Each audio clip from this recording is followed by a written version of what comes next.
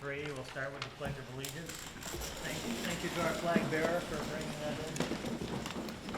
Pledge allegiance to the flag of the United States of America, to the republic for which it stands, one nation, under God, indivisible, with liberty and justice for all.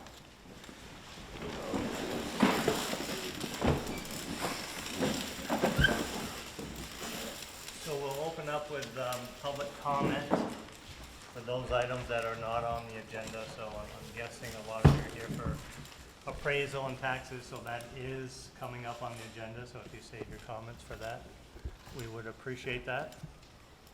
If there's anything else that's not on the agenda that you would like to share, please step up, state your name, and share your comment. Not seeing much movement, so we'll move on from that. We have one small piece of business. We're going to recess this meeting for a quick liquor control board, then we'll get into the public hearing on the reappraisal. So is Nicole not with us? Oh, there's Nicole. Thank you. Come on up, Nicole. So I move we recess for liquor control. I'll second. Motion second. All those in favor say aye. Aye. Thank you. Hello. We're good. Adam, how are you? Tonight I'm bringing before you Kathy Maloney. Adam wanted to, he's applying for his first and third class liquor license. It's going to be Kathy very, very soon. We're all waiting. So happy to see your name on the list. Nicole, can you give a quick overview of the difference between a first and a third class? So people understand. Yes, so the first class is, Beer and wine. For- beer, wine, thank you. And then your in third is so basically short spirits or liquors. So that's the difference. So Adam, you hope to have both, obviously. Yes. Nice. And when is your, do you have an official starting date? Yes, so we're doing the soft opening this Friday and Saturday, and then we're planning on opening the Cool. We can get this approved and get it to the state and fingers crossed we'll. And you have been certified for the certification to the state online. There's a copy of his certificate in here, It's on the back. as well as his German meals, his IRS, all that information, and his insurance.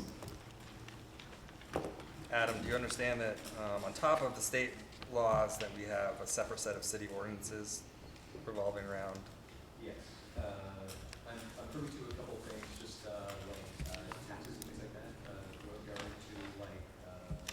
You're required to have liquor liability insurance. Yes, we have it. And there's some other, most of it does follow the state, but it is a separate set of ordinances. I guess I'm a copy. Cool. What are your hours of operation? So, hours of operation are from 4 o'clock to like 9:30, and then of course brunch on, on Saturday and Sunday, so that will be really from 7 to, and then like a small break before opening. Cool. Just got two quick things. Just some advice, in the future I would recommend you going through the state to get it. That way it's on record with them.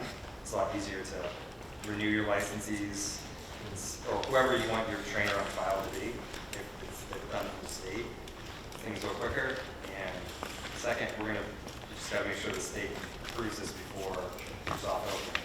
That's it. Yeah. Well, I mean, if that was the case, we would certainly get it. Right. So we still plan on opening regardless, but how big that that's what that's. That can take a long process. Yeah. Will you have a procedure? Eventually. Right now, the restaurant is wanted for 53 seats inside here, so, down the road we do plan on it, but obviously just to kind of grasp, that seat that is currently inside, which is 43 seats that we have. And then, but that is in the real seat outside of the That's another exciting part of Yeah. serving. Yes. You know, so you're out there. Yes.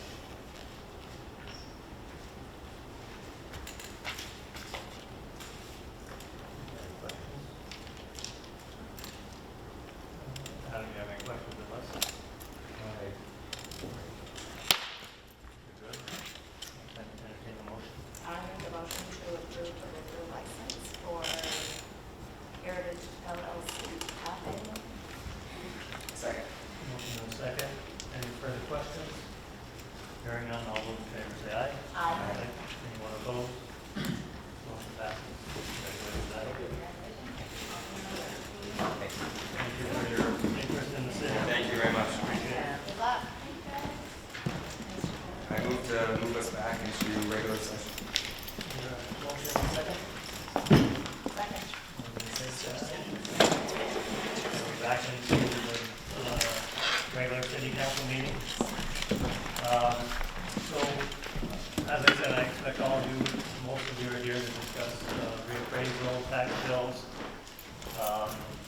And what we want to do tonight is, we have with us Chip Sawyer, Director of Zoning, Sarah Macy, Financial Officer, and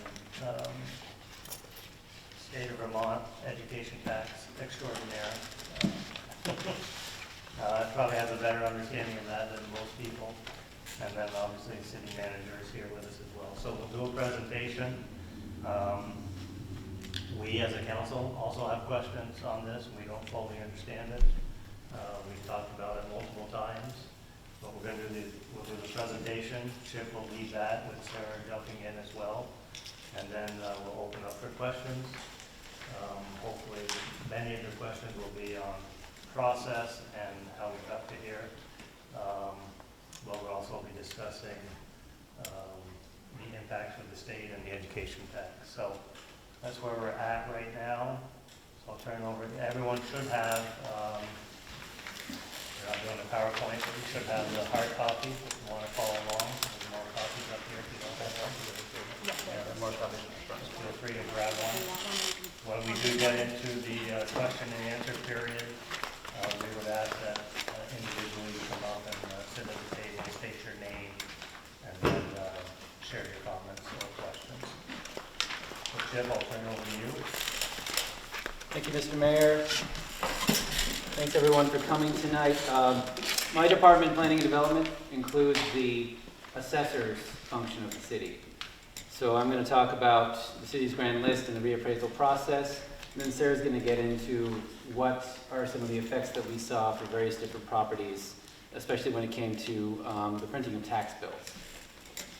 Oh yeah, we got to share this for the Zoom. Here, I'll take it. Yeah, there we go. So most of you probably know that the city taxes property based on the grand list. Everyone's property is on the grand list, and everyone's property is assigned a value on the grand list. And under state law, the city's grand list is supposed to represent the fair market value of every property. And it acts as the basis for the city's municipal tax rate. So basically, based on the budget that the voters approve, a portion of that budget has to be raised from taxes. And that's what we call the tax levy. And to set the tax rate, we take the total tax levy and we divide it by the total of all the property values on the grand list. That's how we get our tax rate. Then that tax rate is applied to each and every one of your properties based on the property value that's assigned to your property. Now, why do we do reappraisals? Yes, thank you. Yeah, thanks. Reappraisals are necessary to maintain the fairness of all the values on the grand list. Grand lists are supposed to be the fair market value of every property. We have to update that on a regular basis in order to make sure that the grand list is updated with market values. Over time, the real estate market changes, and our grand list values become out of tune with the market. And today, over the past few decades, it's really the state that's been the moving party in ordering municipalities to do reappraisals. Because every year, the state monitors all of the property sales around the state. And they go through a process with each municipality to figure out which sales are actually arm's length, not involving family members, or real, market price sale, and then they take those sales, I think they look at 3 years, and they compare that to our grand list. And if our grand list values are starting to get out of sync with the market sales that the state's seeing, that's how they determine that our common level of appraisal is going lower and lower. You might have heard of the common level of appraisal. The cities has been, 80%, 70%, it got down to 64%. And the state ordered us, based on that number, to do a reappraisal because they could see from the data that our grand list was out of date. So that's what happened to the city, and we started our reappraisal process. Now, each reappraisal uses qualified sales data from the previous few years to determine the market value of all properties on the grand list.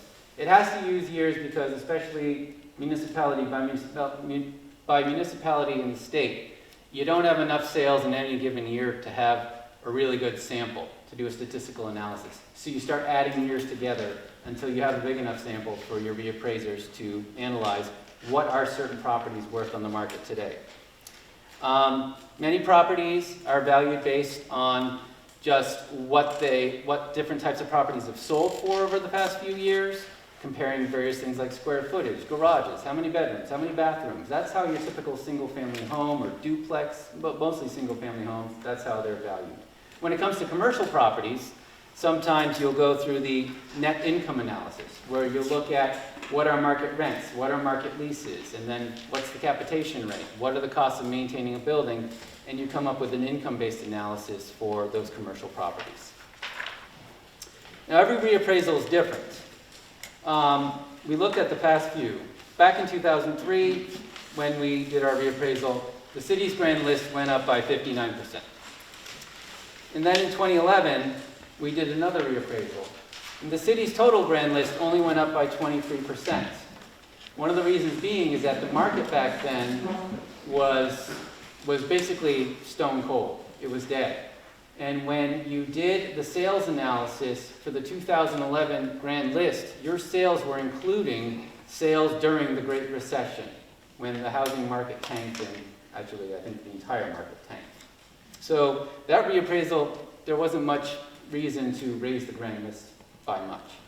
But this year, our taxable grand list increased by 63%, which reflected the hot market, mostly for housing, residential, rental, and that sort of thing. And all properties received an increased reappraisal for the most part. There are a couple weird outliers that for some reason their property value might have decreased or stayed the same. But all properties in the city, let's say the vast majority, all received a higher property value in this reappraisal. And keep in mind, it was basically 13 years since the last time we've done a reappraisal. But some types of properties average higher or lower in how they increase due to market trends. So if there's a group of properties, say single-family homes, that tended to increase higher than other types of properties, their share of the grand list goes up, and their share of the tax levy goes up. The pie chart starts to change, and that's one of the driving forces behind some of the surprising tax bills that have been given out, that properties are receiving. And then also the market preference for some types of properties within a property sector might change. We might find that certain types of homes over the past 3 years are more popular than other types of homes. Maybe smaller homes have been hotter on the market than larger homes have. Households in general are decreasing in size. Families don't need as much home as they used to back, say, 20 years ago. So all of these things are being analyzed by our reappraisal firm when they're looking at the sales for the past 3 years. This could affect how some types of properties might have received even higher average increases than other types of properties. So the steps in the city's reappraisal, back in, when we first started, I think it was 2023, we hired Tyler Technologies as the appraisal firm for our project. We put the job out to bid. We received several proposals, interviewed 3 of the firms, and Tyler Technologies was an established firm, and their project was being led by someone skilled in the discipline and had recently been an assessor for a large municipality in the state. So Tyler Technologies conducted the market analysis that we talked about the last few years of sales data. And we started sending out letters. We started putting door hangers out on homes. We started sending letters to commercial property owners asking for information on the property. We scheduled site visits. We were on Facebook. We were on Front Porch Forum. And we put the word out that this was happening and we want to see your property and we want to know about your property. So there are various different requests for information that were put out. And then around March of this year, we sent out the preliminary property values for the properties in the city. And this was a mailing that went out to property owners. And we asked folks to, if they wanted to come schedule a meeting to talk about your property value and some of the information that went into the number that's been assigned to your property, but also to bring any information you might have that might be different from what we had on the property card for your property. So there were 209 of these preliminary data reviews that we held. And then in June, we did the normal change of value process that we do every year when we update the grand list. And this is where we send something out to property owners whose property values changed from the past grand list. Well, this year, because of the reappraisal, that was everybody. And so we send these change of value notices out, and there's a grievance process that every property owner can partake in to schedule a meeting with the assessor and then talk about why you think the property value should be different. And then you get a response from the assessor as to whether they've changed your property value since that grievance meeting. 134 grievance meetings were held, and all the results were sent out, and we have 7 appeals that will be going before the Board of Civil Authority to bring the process even further after the grievance process. And meanwhile, with that change of value notice, we have basically our locked grand list. Some things can change based on errors and omissions, some things can change based on the appeals process, but this is the point at which every municipality has to lock in their grand list and start sending in tax bills. So we set the tax rate based on the new taxable grand list. And the city municipal tax rate went down because the grand list as a denominator went up by 63%. So tax bills went out, and many homes, many other types of properties, many rental properties are receiving some surprising increases in the taxes that are due. And some are not. Like I said, every property has been affected differently as we bring the grand list back to what market values and what sales are. We know that Vermont homes have been in high demand since the pandemic. Prices have soared, and obviously the share of the grand list that are made up of homes has increased higher than other properties. The commercial real estate market has declined across the nation, and it's declined in Vermont as well. So your regular old commercial, retail, office type property in general, their property values did not increase as high as everyone else's, and their share of the grand list went down.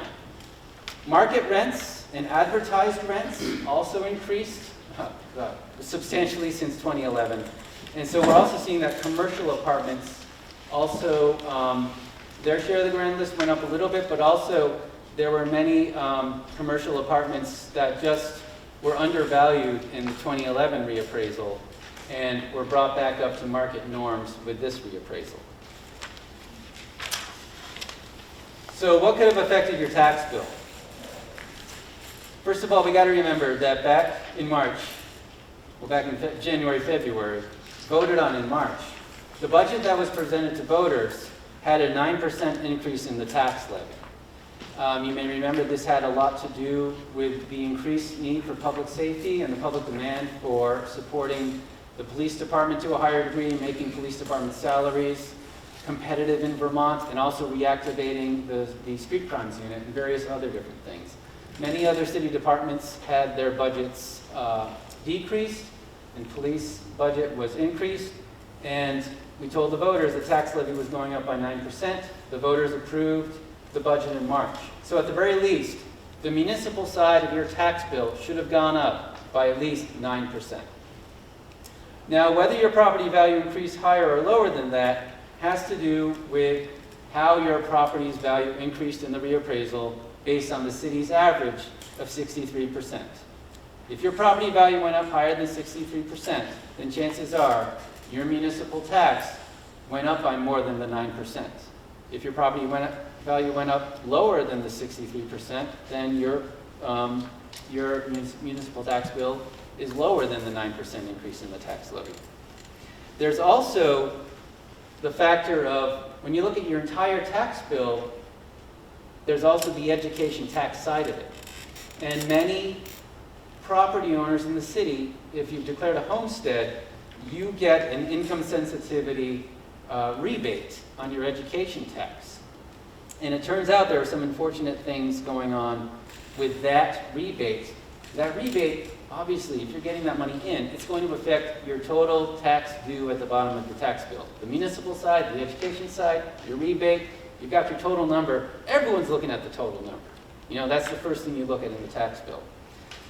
There have been changes in the state income limits for the income sensitivity rebate. So some households that might have enjoyed a full or partial rebate in the past might not anymore because your income is now beyond the new limit set by the state. There's also an issue with reappraisal that's baked into the state's rebate formula, which they know about, haven't been able to figure out how to solve. But because your rebate is based on your last year's property value and your last year's income, state rebates for 1 year tend to be lower for every property owner after a reappraisal because the data is just out of date. And it goes back up to what it would have been the next year. We also have many property owners where your state rebate hasn't been received yet. And this happens every year. We only get these state payments into our system once a month. Then we know to put on the tax bill that you've gotten that rebate that lowers your total tax.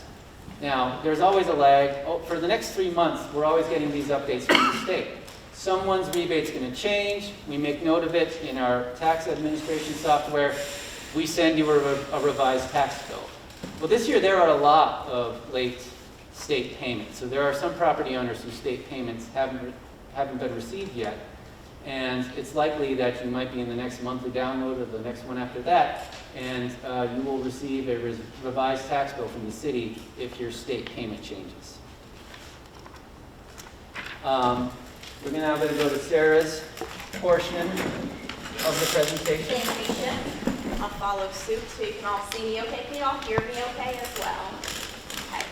My name is Sarah Macy. I'm the Director of Finance and Administration, and we're going to talk some more numbers now. If you're following along with me, I'm on page 10 of your packet.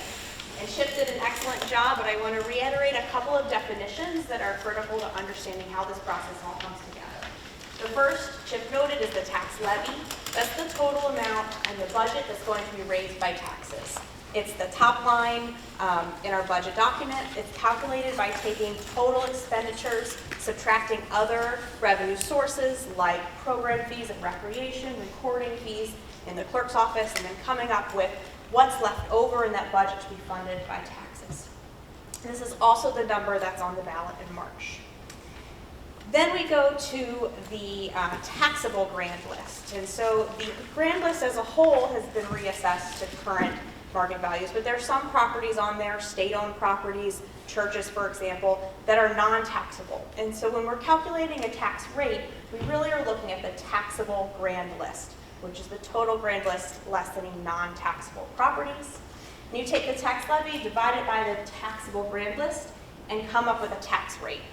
And that tax rate, as Jeff noted, is then multiplied by each individual property's assessment to come up with a tax bill.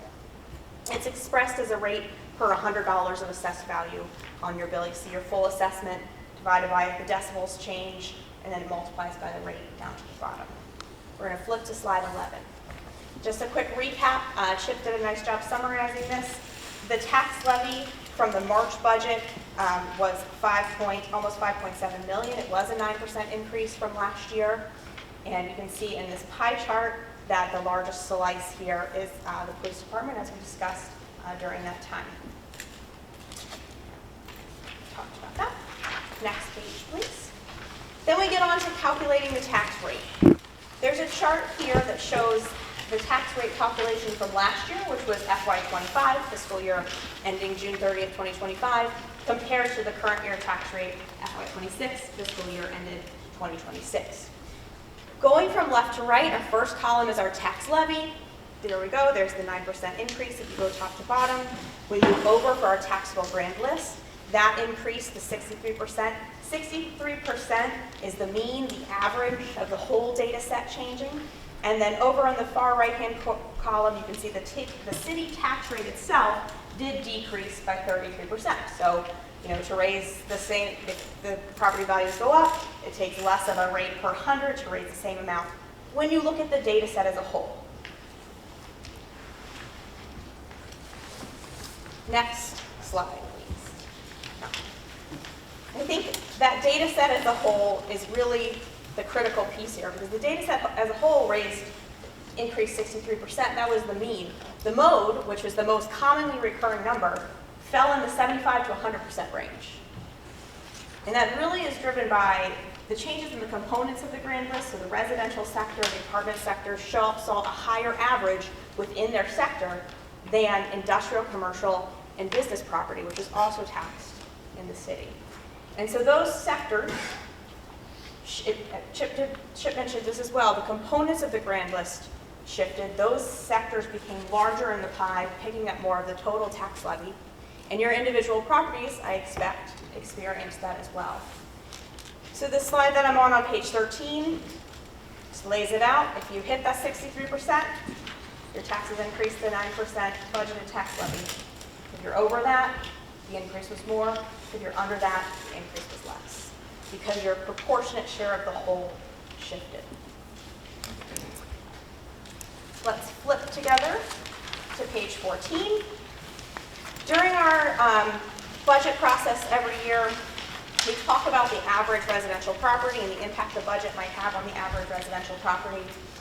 This average residential property is from the residential category, generally a single-family home within the city. That particular property changed by 94%. So the average property within the residential segment of the grand list as a whole increased 94%. That is higher than the 63% average of the full data set.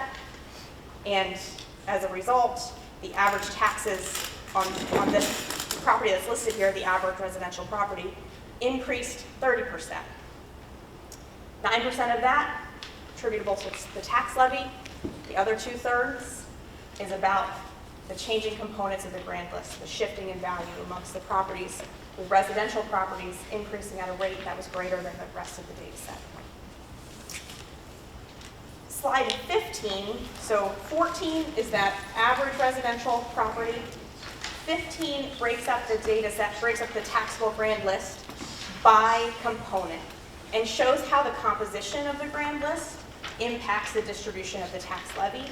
I know it's in black and white, but the graph to the right, the bottom bar, is that residential component. You can see that dark gray stepped up quite a bit. That's also the top line in the chart. Mine is a little bit smaller, but you can see that the total amount of taxes raised by the residential sector increased by 23%, as opposed to some of these commercial decreased their proportionate share, industrial decreased their proportionate share, and so did business equipment.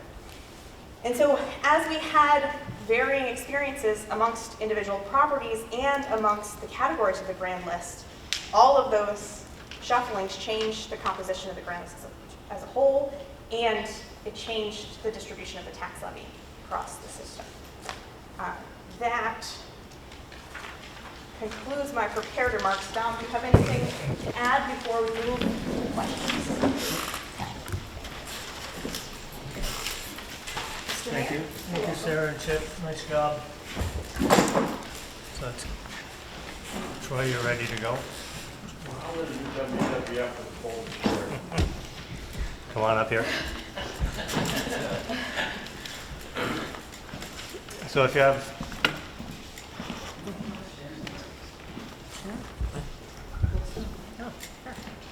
Chip. So if you have questions or comments, we encourage you to come on up. I have a couple myself. I can get it started. One thing that we were led to believe, we being the council last year, was that the reason we had to go out to reappraisal was because our CLA was below 80%, right? And last year we were told our taxes were somewhat high because we were below that 80% range, and that once we were to go through the reappraisal, the CLA would come up, we'd be at 100%, that it should impact our taxes, but it did not. Correct, Sarah? It appears that it has not. So the CLA component, and Chip, you jump in any times, impacts the education tax rate. So if you recall last year, our education tax rate jumped considerably the last 2 years, and it was up to about $2.25 per $100. So the state takes their set rate, divides it by your CLA to get an apples to apples number across the whole state, and then your taxes are raised on that. So that CLA goes into the education rates. We did see a drop in those. The education rates dropped about 45% this year, so more than the 33% of the city tax rate on a percentage basis. But they were also impacted by that change in composition of the grand list in a way that... We've been hearing a lot about the CLA for the past, 20 years, and there are times when people have come in and said that a low CLA is part of the reason why school taxes might be high in a community, but that's not exactly the case.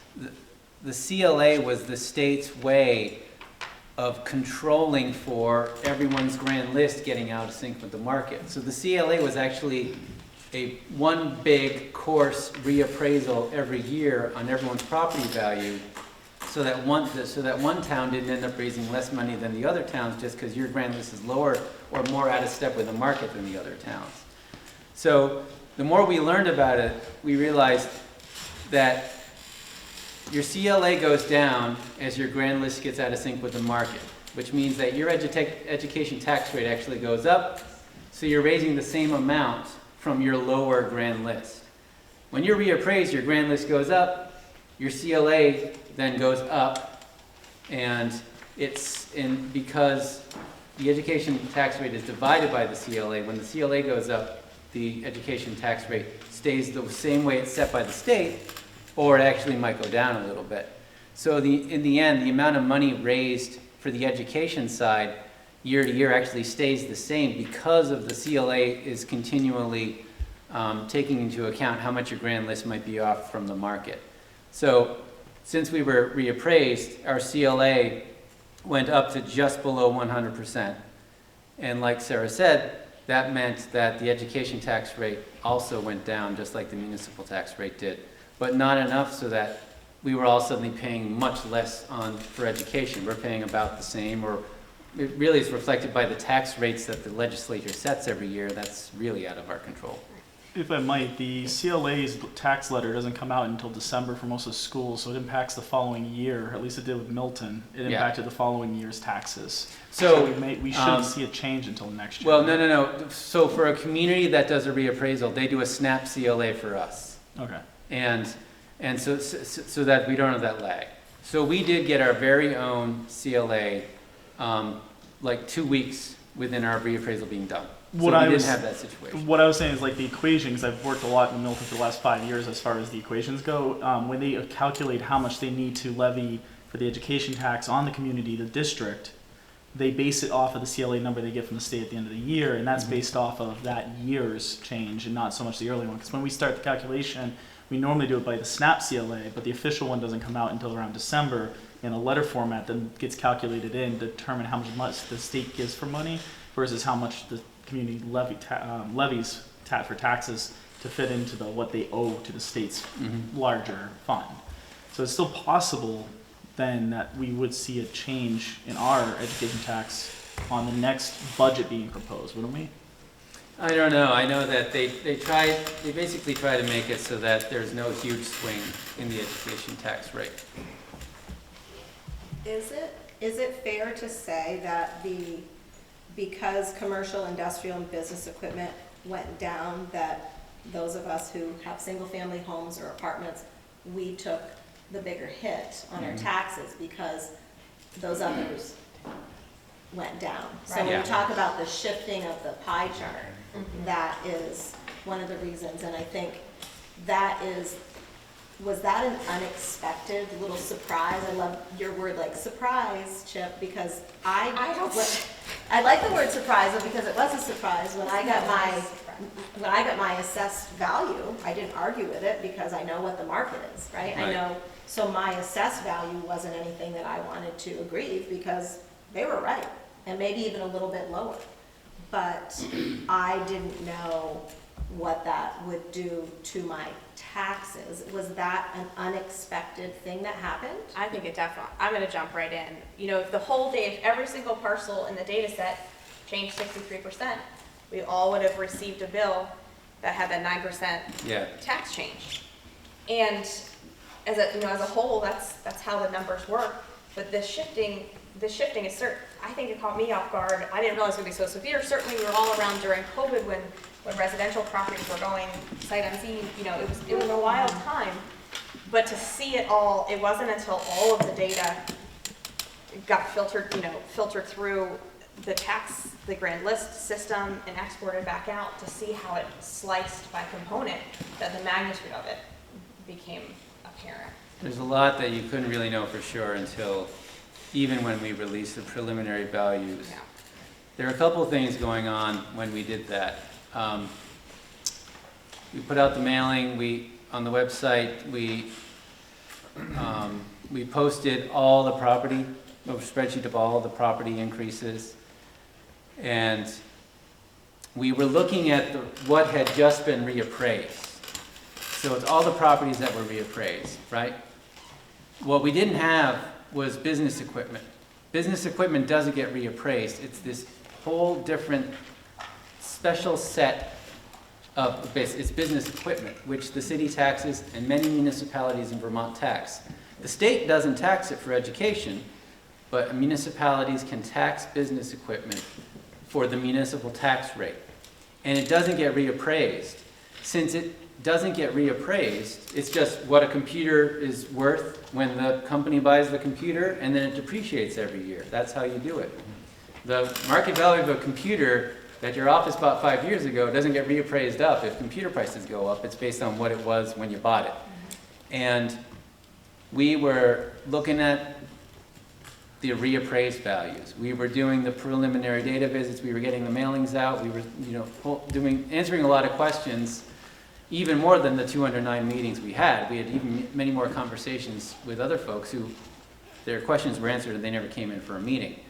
And it wasn't until we had the final as-built grand list when we realized the effect of having that one segment that wasn't reappraised at all really swung the final numbers in an even worse direction than we had been seeing with the preliminary values. And that was, I'd say that was a surprise, because we had thought the grand list had increased by 88%. But when you add in this business equipment section, which kind of stayed stagnant, it means the grand list only went up by 63%. And so if your property value, many property values doubled. And we knew that was happening, and we were saying, many property values are doubling. If your property value doubles, it doesn't mean your taxes are doubling. And that is true. But if your property value more than doubled, then then your taxes are probably getting up there. Where did it do? Hold on a second, we had a question. Yeah, to Trudy's point too, so when we get the value, from the reappraisals or whatever, at that point, I think we were kind of in the same mindset as you were in terms of, okay, yeah, property values went up, makes sense, reappraisal. Not knowing the impact that was coming our way, because we had, apartment buildings with mixed commercial that literally we saw 100% increase in property taxes. Obviously, if we would have known that when we got the new values, we probably would have had scheduled the meeting. So I guess my question is, what are the options now? So now that we've got our property tax bill that's doubled, definitely not in line with any of these numbers that we're seeing in terms of percent change. I mean, it's way up, doesn't even, you know, pertain to us, but what do we have for options now? I don't have a lot of options. You know, the grand list, It's out there. the grand list is a measure of wealth, right? And we're not in the driver's seat because we have a statewide property tax. The state tax department and Department of Ed drives this entire train. Every single year is a new opportunity to say, you got my value wrong. Maybe we did. But a lot of folks are saying just what Trudy said. I don't think you got the value wrong, I just think the taxes are too damn high. And the chance for that is town meeting. You can come in and try to argue that an ability to pay argument with the Board of Abatement. But we are a vehicle for the state of Vermont to raise the revenues that they need to fund the statewide education system. And that's what's driving. I'm not saying it's all on the schools, but we don't have from a process perspective, we don't have a lot of discretion as a city. And then I just had one more question if I could too. Does the city pay property taxes on the buildings that they own? Yes. Same rate, same, The ones that aren't tax exempt, yeah. The city doesn't buy those with tax dollars. The city buys those with the redevelopment fund. We pay the taxes with the redevelopment fund, and we suffer the same tax burden as everybody else. So we don't pay taxes on City Hall, yeah. but when we own an apartment building, because it's in a redevelopment process and it has tenants, we pay taxes on that building. Non-residential education and. Just one, sorry, love the question. So with all of the large multifamily, Cathedral Square, all of the large buildings there, do you foresee when those buildings are alive and then part of the grand list, do you see any sort of correction in terms of rates, maybe a little bit lower? Well, so the timeline, so the budget vote in March, grand list gets captured in July, and quickly the tax rate goes out. So hopefully as those come on in the coming year, they'll be captured next July. So I mean, they're really, you know, there are two major ways to change the cost of government services. And one is to cut services, and the other is to grow the grand list. Those are our two big levers. Thank you. Sarah, Yeah. did duplexes and triplexes see the same increase as a single-family home, or are they lumped in with the apartments? I don't have data at that level, so I have the residential, if they're residential, if they're categorized as residential, they're included in the residential line. Same with condominiums are also in the residential line. Those would all be in those two categories, unless they were commercial apartments, and then the commercial apartments line saw, or on your final page, saw a similar jump. That will impact rents, unfortunately.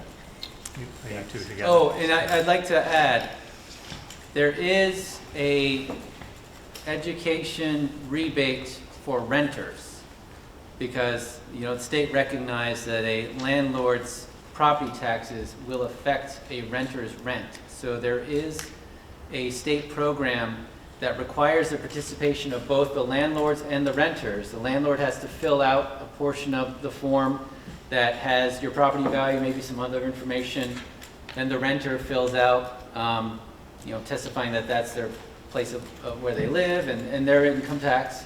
And so there is a way that renters can actually get rebates.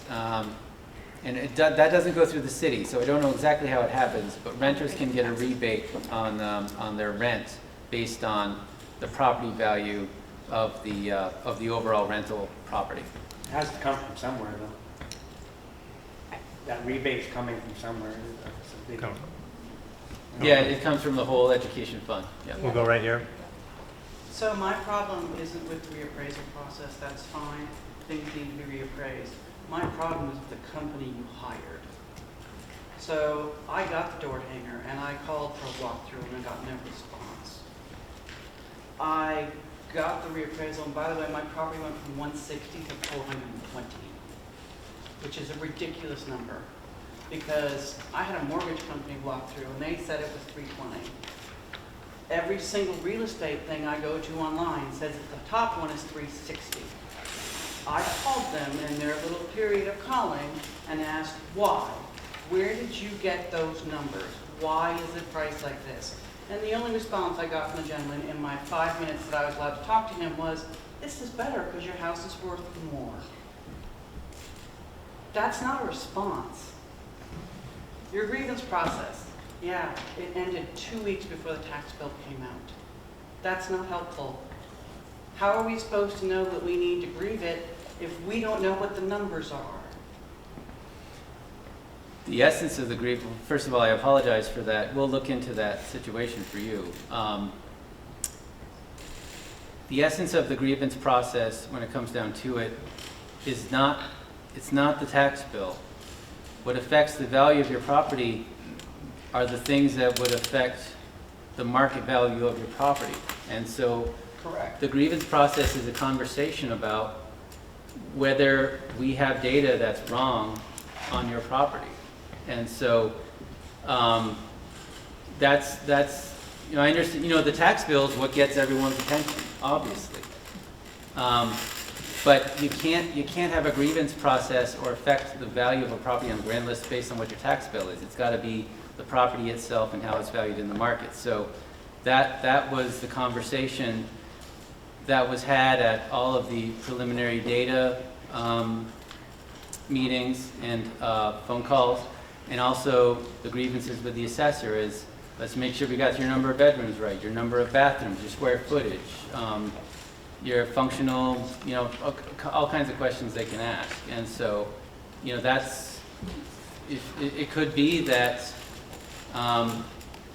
there's not enough of a variance between what we have for information on your property versus what you can bring to actually change the value right now. But like Dom said, there's a grievance process that we have every year that everyone can take advantage of. Come in and say, this is what you have on my property, and these things are wrong, and these are my comps, and then you have a conversation about changing the property value. We did have a conversation, although it was very one-sided. And according to their appraisal methodology, they walked around the exterior of the property, his words, not mine. Mm-hmm. We walked around the exterior of the property, we measured the exterior of the property, and we assessed a value.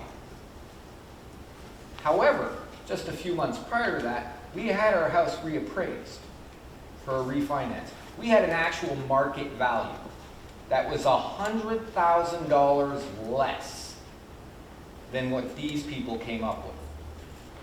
This is a financial institution. They're out there to protect their investment. All I wanted to know from them is where they got their number. That's what I was asking, and nobody could answer that question. Well, we'll have them look into your property. We'll get that answer for you. Did you go to the grievance hearing? No, the grievance hearing happened after we got our. I understand that, but No, if you're, unfortunately, I couldn't do grievance hearings. I was having medical issues. okay, so I was just wondering if you did go through that process that we set up No, for I people, sent if your an email value to you the thought was city. too high. I sent an email to the city and I didn't get a response. So I didn't know what to do with that either.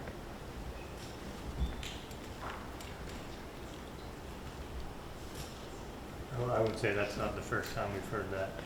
So, I'm sorry, Mr. Mayor. Basically, in reflection, our tax bill went from, essentially went up 60%. I can do math in my head. It went up 60%. Going Yeah, back. nobody else yet. Was there any thought, any discussions in terms of, if you had a property, let's call it 50% increase on the low end, where you would consider a tiered increase to get them up to, you know, so if somebody's got a 100% increase, rather than, bam, here's your tax bill, have fun, have a great day, it's 100% higher than it was last year. A tiered system, where every year you go up a couple grand to get you where that is. I guess I'm still trying to wrap my head around how somebody would experience a doubling in property taxes. That's The other, in a state that's already highly taxed as we are. that point's well taken. We haven't considered that, the other dynamic in the data that we haven't captured is properties that were undervalued because they were owned for 30 years by somebody before, and there weren't a lot of renovations done to them, and they were, just every year falling a little bit more and more out of step with the market, and they had great tenants, and so they didn't raise the rent. Am I getting pretty close? And then all of a sudden, the reappraisal came in and said, you were under market, and we're not looking at actual rents, we're looking at the potential of this property, and that's why you went up so darn high, was My single family there was, home? no, are you Jeremiah? Me, yeah. Yeah. How'd you guess? So there was a ton of pent-up market demand, right, in those properties that was unleashed Yeah. in the reappraisal. It's just at the end of, at the end of the day, obviously, as everybody knows, we, try to absorb as much as we can. Obviously, we can't pass that all on to our tenant, but obviously some of it does. Yeah. And just to be able to kind of, reduce that burden a little bit on everybody, I do think it's something, maybe it's not too late to consider that, but where it's more of a tiered system. I don't know what it would look like. I just think 100% just right off the bat is pretty wild. Yeah, because it's not like we can, when we have leases, that we can just put that onto the tenants. Like, we can't put that onto the tenants until the lease runs up and it goes up. So, yeah, a tiered system, not a shock of, in 2 weeks, you were tripled. I get it, it's back to that lack of discretion that we have in the system, we could say, yeah, we're gonna do that. But then the state of Vermont would say, well, you still have to pay the schools. We could say, we'll make low interest loans available. We could say, well, we won't apply the penalty for late taxes. We won't do tax sale. Those are some things that are within our control. But we can't adjust the values because we're collecting them for the tax department. As to the tax sale thing, just for the record, our taxes went up enough that anybody in this room could swallow a golf ball, big time. Not factors of 2, more than that. When you improve property, you expect that you're going to end up paying more. When it comes to the end game and you actually see the bill, it's a shocker. And as Mary Ellen said, you can't just increase the rent on everybody in that building to make up. I honestly start entertaining things like, well, maybe I should reduce my amount of commercial footprint and turn that into residential footprint because I can pay my bills more easily with that. And I don't know if you want to encourage that or people outright making an exodus from the community like what happened in Burlington when their taxes got so out of control from all the promises to the municipality that there wasn't anybody to pay the bill anymore, and so people just started selling. Yeah, Troy, I hear you. Some of these are questions that are going to have to evolve over time. The city's tax rate went from a little over $1 down to 70 cents. I think over time it stabilizes. Yeah, I would say that, I was late on my taxes, or missed that. We've never doubled It was $1,700 that we owed, and it's paid now. And we got one of those bills that said, we'll submit your property for tax sale. And it's one thing to give somebody a horse bill that their taxes went up by triple, but to get right behind it a letter that says, we'll put your property up for tax sale, it just seems tone deaf. Well, I went upstairs to pay our taxes without knowing, and Kristen was like, oh my gosh, you didn't open that letter, ignore that letter, please. And I was like, oh, I didn't open the letter, I just was, I've been aiming to do this for the last few weeks. But we want to encourage growth, is the thing. Yeah, but the letter is kind of tone deaf. We can own that. Yeah.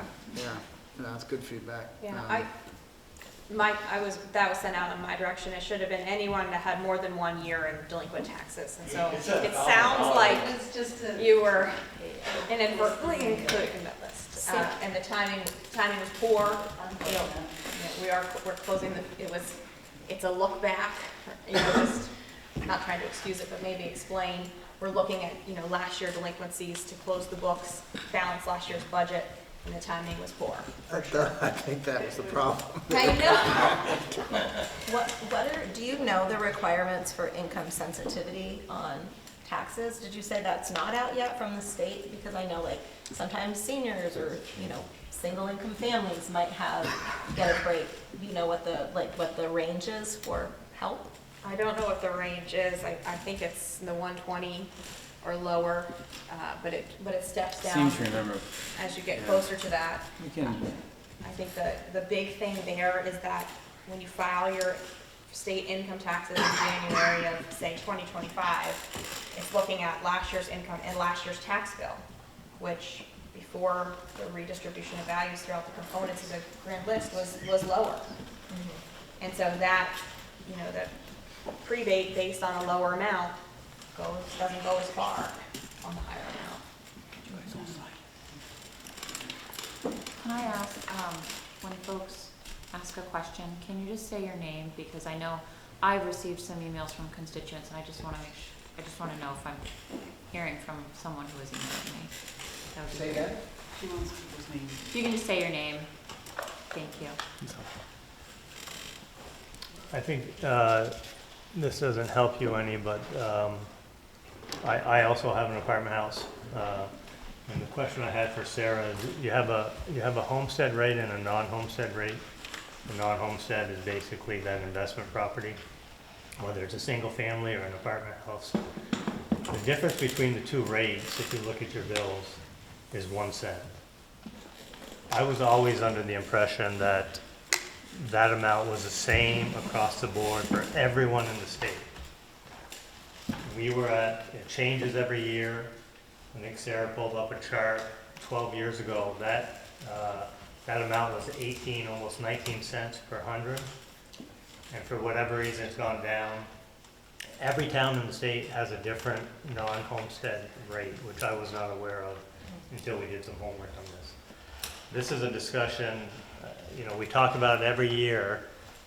People need to get out to the legislators. Just to point out that the city's tax rate was 33%, 35% of what your total bill is. The rest is education.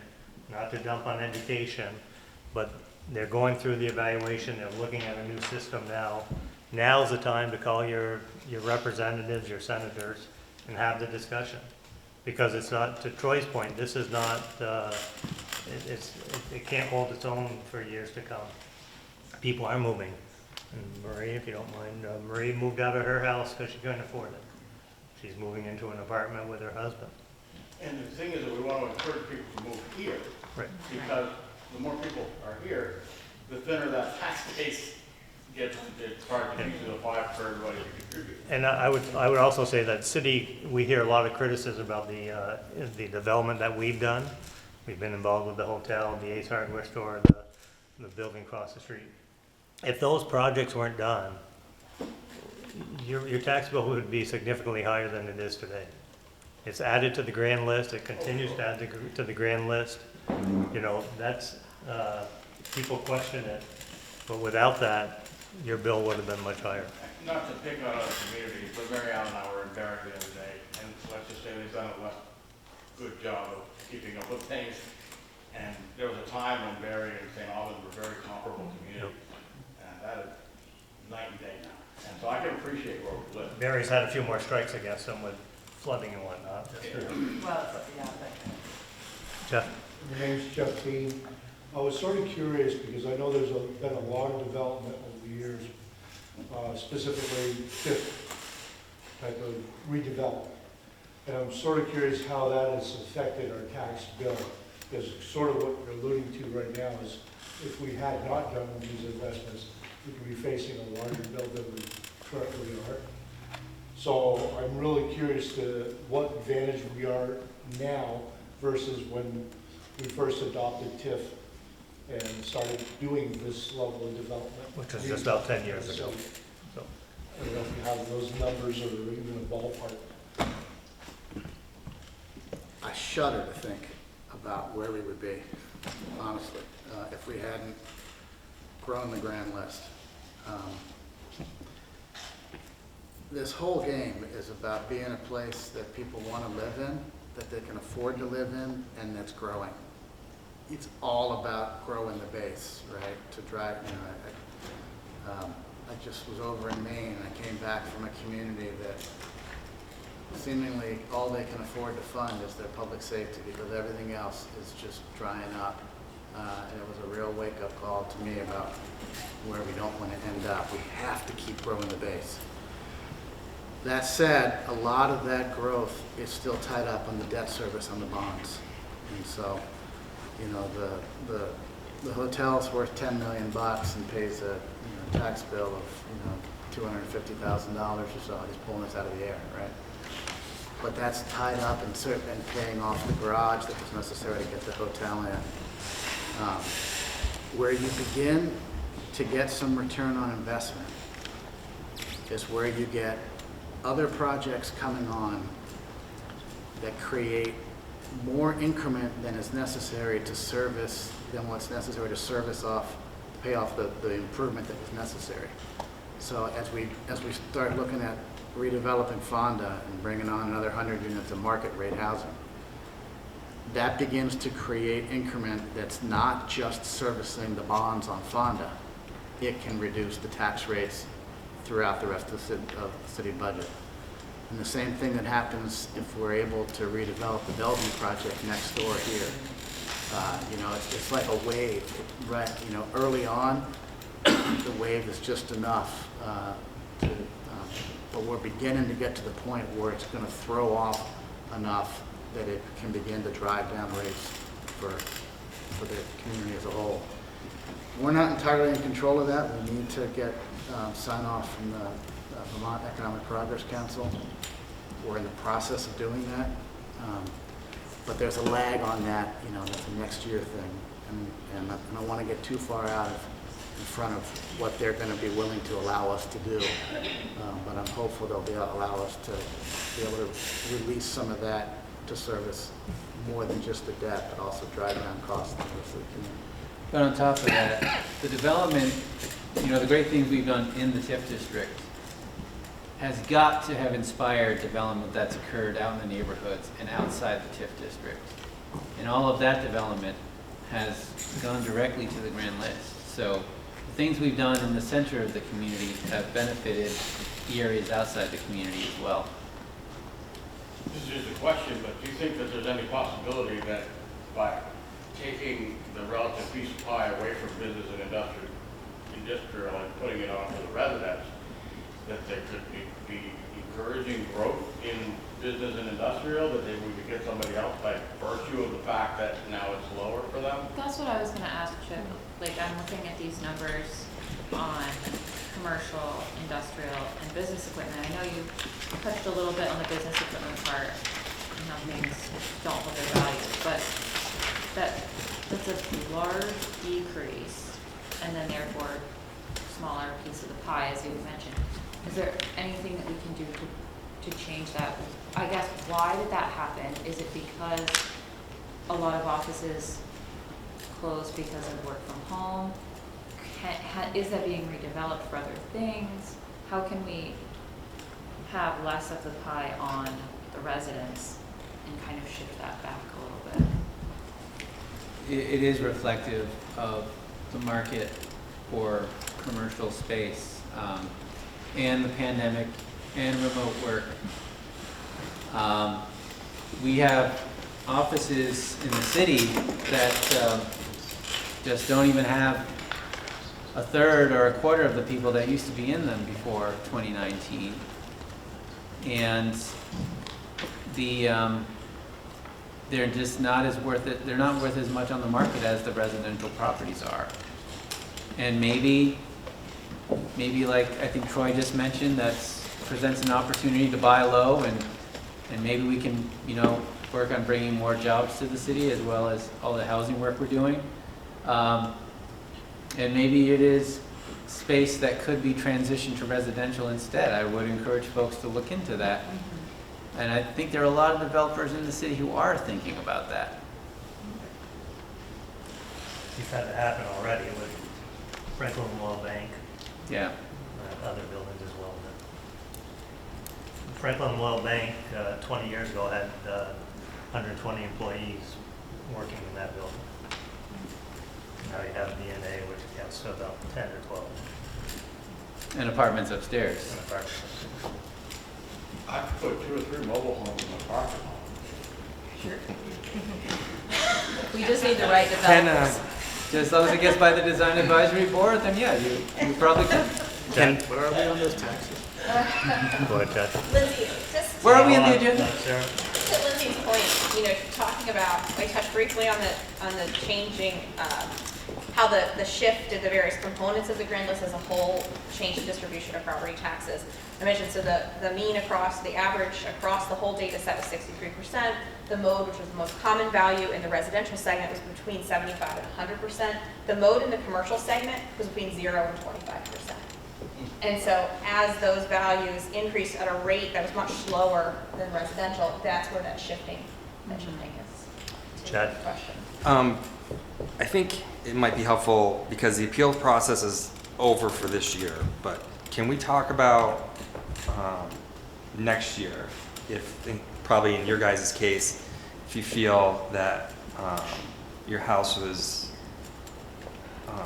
misappraised, what the process is next year to say, I don't have this many bedrooms or I don't have this many more square footage, versus the process of abatement, meaning I can't afford my taxes. Can we just go through those 2 steps or those 2 processes? Next year, you get another bite at the apple. Abatement's a tough hill climb. It's an equity thing. You have to bear all your dirty laundry in a public hearing, and it's about ability to pay. So if your chafe is over the value of your property, the best time to do that is next year.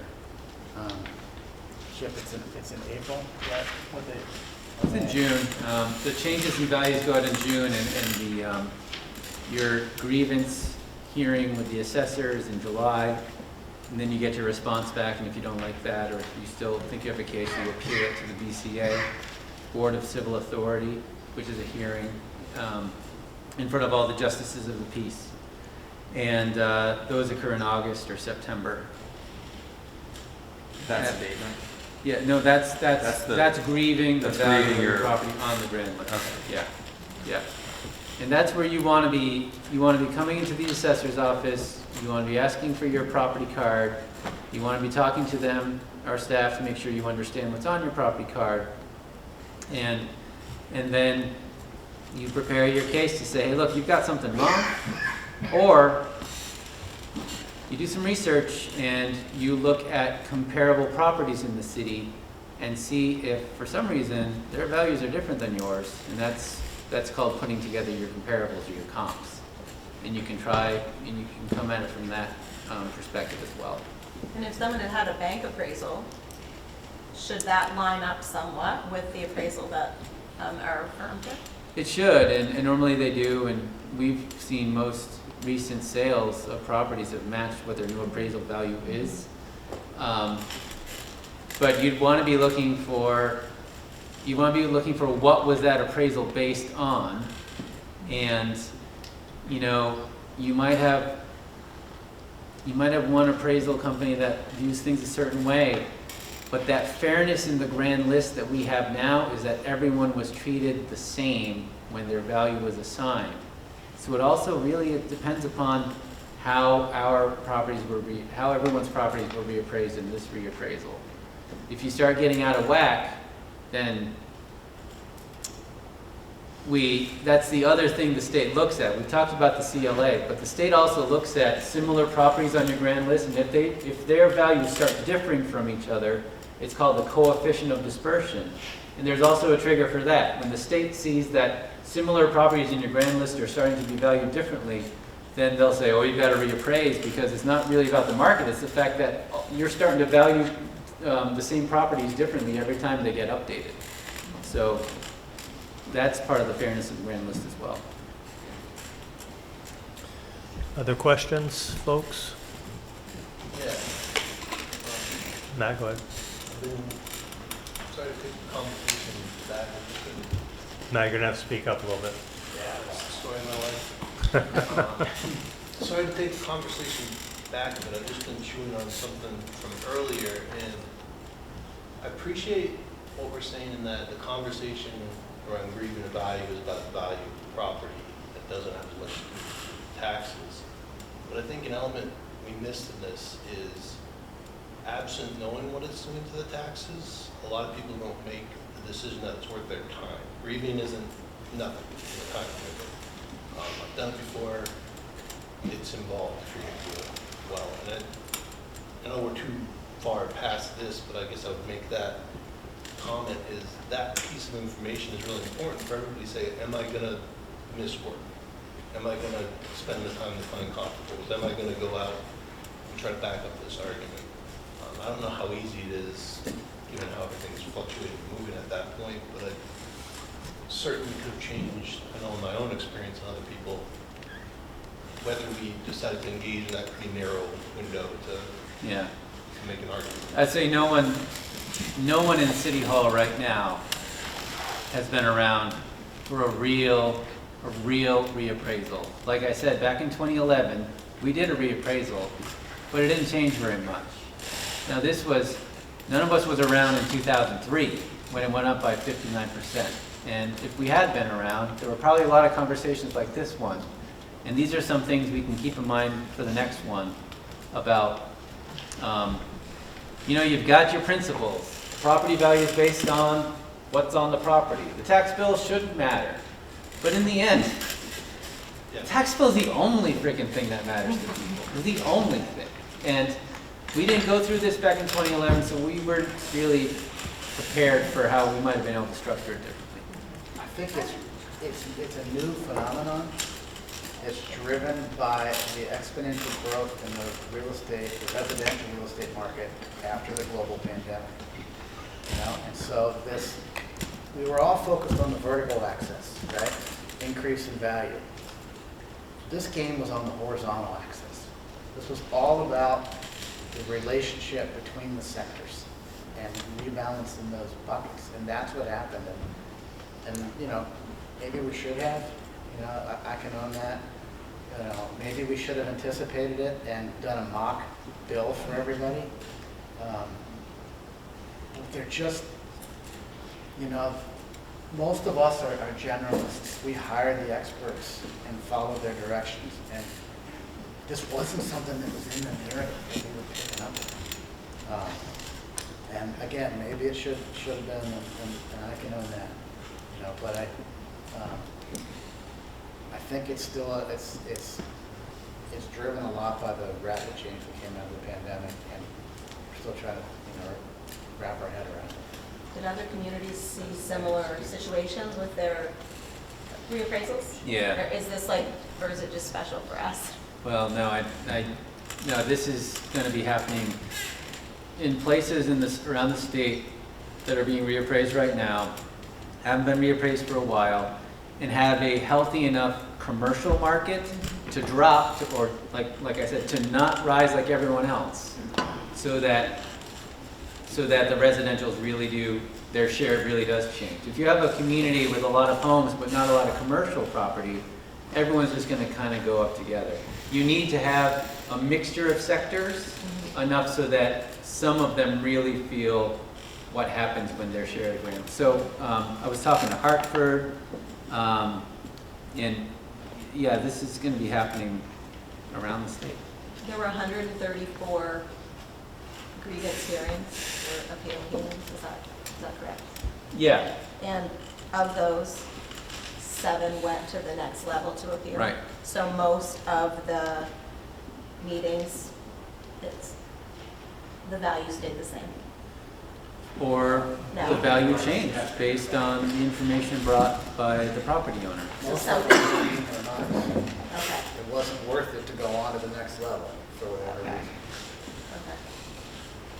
Okay. This mechanism for figuring may change with the new education structure.